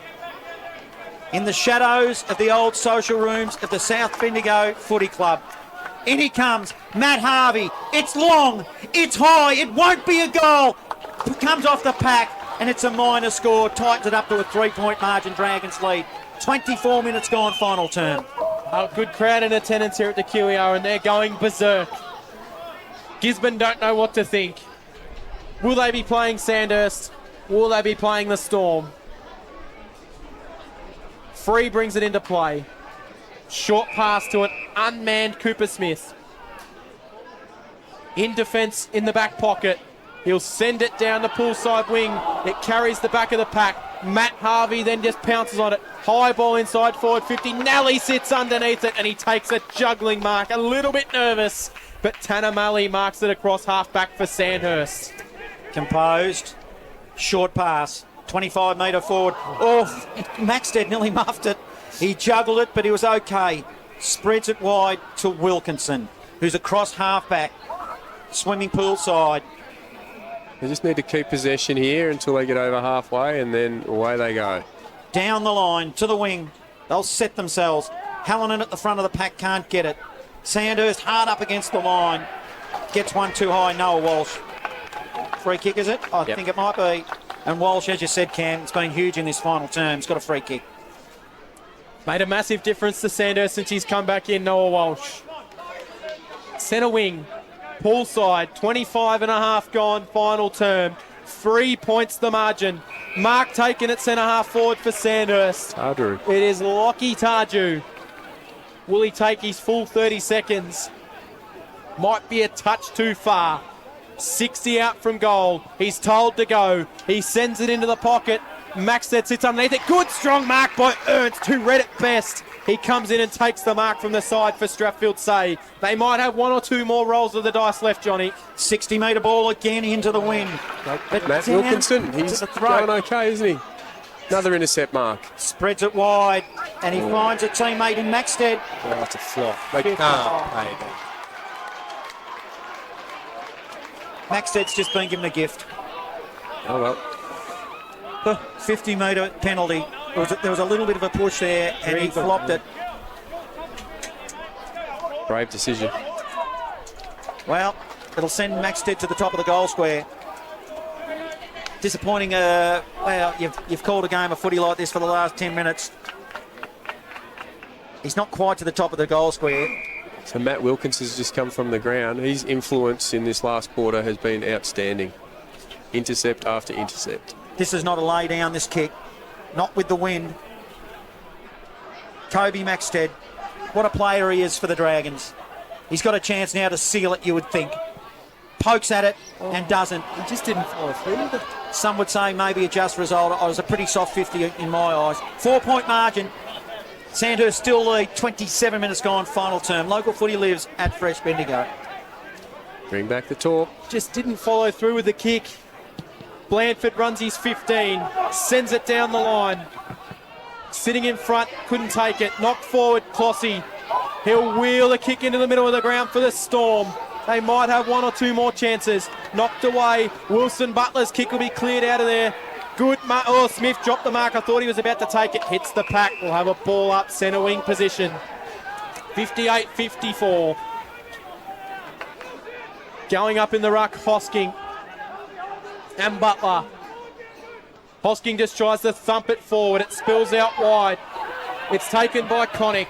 He'll just send it towards centre half forward. It spills out the back. Ernst for the Storm. Handball to Murphy. Murphy labouring. Tried to knock it to Hallinan. He missed him. Ureta emerges with a footy. Ureta from 50. Sends it goalwards. Dayton Ureta got an absolute awful bounce. He's back. Joel Wharton. He was lying on the ground, John Hunter. And Joel Wharton has somehow pulled something from somewhere, I don't know. But it's a goal to the Sandhurst Dragons. They've gone ballistic. I've gone ballistic. And it's a 10-point lead to Sandhurst. He was laying on his back when he kicked the ball. Joel Wharton, happy game 200. There's a moment that'll last for him forever. 28 minutes gone in the final quarter. I've just blown everyone's eardrums out listening along at home. And it's the Sandhurst Dragons by 10 points. Score sponsor, JB Re-Stumping. Oh, back into the middle. You finished, Cam, have you? Ratcliffe of half-back. Siren sounds. The Dragons victorious by 10 points.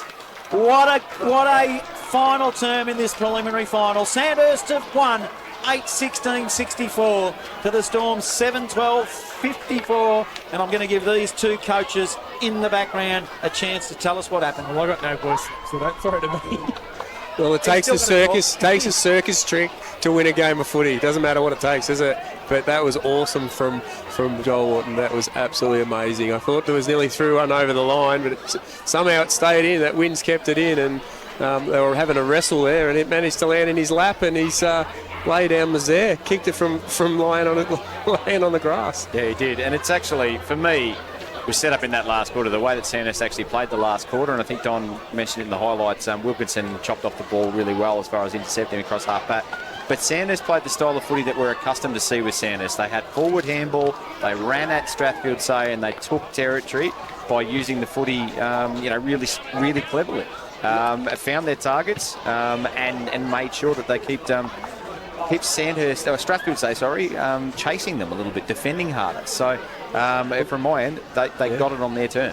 Yeah, well, it was definitely going to look like it was going to go the other way after the first three quarters. But yeah, credit to them. That's the Sandhurst footy that'll win them a grand final. So watch your tape. Look at what you did in the last quarter, even against the wind. Yep. They basically created space, used the width. Cooper Smith was great running through, and you saw Noah Walsh was starting to get the footy, but they managed to just, instead of getting sucked to the footy as they did today and fall into Strath's contested football, they created some width and space, and that's the footy that they can play. That's right. Yeah. Yep. It's it's easy to say it from up here, but look at the tape, look at your last quarter, and go in with that next week, and you're a big chance, Sandhurst, big chance. So use the ground that you know that's your home ground, play it the way you know, and replicate that last quarter. And who knows, it could be anyone's game next week. Well, before a ball was even bounced in the season, many pundits did say that it would be Sandhurst and Gisborne, and that's exactly how it's played out, Jason Stevens. But geez, did the Strathfieldsaye Storm, they'd feel like they really let that one slip this afternoon. Oh yeah, look, I think we probably need to highlight what Strathfieldsaye's been able to put out there today. To be honest, that's an undermanned group that they've brought here to a preliminary final, and credit to them the way they played their footy. A majority of that contest, the first quarter, I felt Sandhurst was probably on top in the first quarter. Didn't take all their opportunities, but the majority of the contest was on the Storm's terms, and they did it. Did a fantastic job with troops down. I think they'll be disappointed. but probably shouldn't be, to be honest. The way they played with what they were able to bring here today, I think they go away from the season probably pretty confident with what they've been able to put out, and be looking forward to sort of bigger things next year. Yeah, I agree. It's now about keeping that group together and build on that. Well and truly undermanned, and put up a great three-quarter effort, I would say, and then got run over. But yeah, absolute credit to Sandhurst. The intent from Lockie Tardrew right from that first. They had the first 3 centre clearances. Jake McLean got involved, kicked a goal. Then he was in everything. There's a bit of dust up, bit of biff, bit of stuff happening behind the play. Some free kicks, a little bit. I know Cam mentioned that there was some undesired footy from Strath that let Sandhurst back in. Especially in the first 5 minutes of this last quarter. Yeah. But, they got it back in their hands, and that's what wins footy, is back in your hands, hit the scoreboard, and they did that beautifully. Well, Don Moran, that's you done for season 2024 here with us on Footy Fresh. So thank you for all your efforts across the season. And before we let you go, we probably need to ask you who wins next weekend and why. I think it'll be Gisborne. Well, probably how much? I think it'll be Gisborne, but, there's some time for it'll be interesting to see what they do with their ruck players this week. So Bryce will probably be available next week. So hopefully they'll strengthen up their side. I'm sitting on the fence, but I reckon if Sandhurst bring that last quarter football, it's going to be a great game. And but I would probably go with Gizzy being the form side in the final series. Joel Wharton getting chaired off the ground in game 200, and what a moment he has to live with, kicking a goal whilst laying on his back to send his side to a grand final. Jason Stevens, you'll be here having a look at that game with us next weekend. So really looking forward to that battle. Thank you for all your efforts today and across the rest of the season. One game to go. You must be excited for next week. I am, Cam. Let's hope it's not windy and the sun's out and we get a ripping day of footy here at QEO. Has to be, doesn't it? Yeah, we're due. We're due for one. So, let's hope for a cracking day. Gisborne will bring a big crowd as well. And I'm looking forward to it. Well, let's wrap up the results here from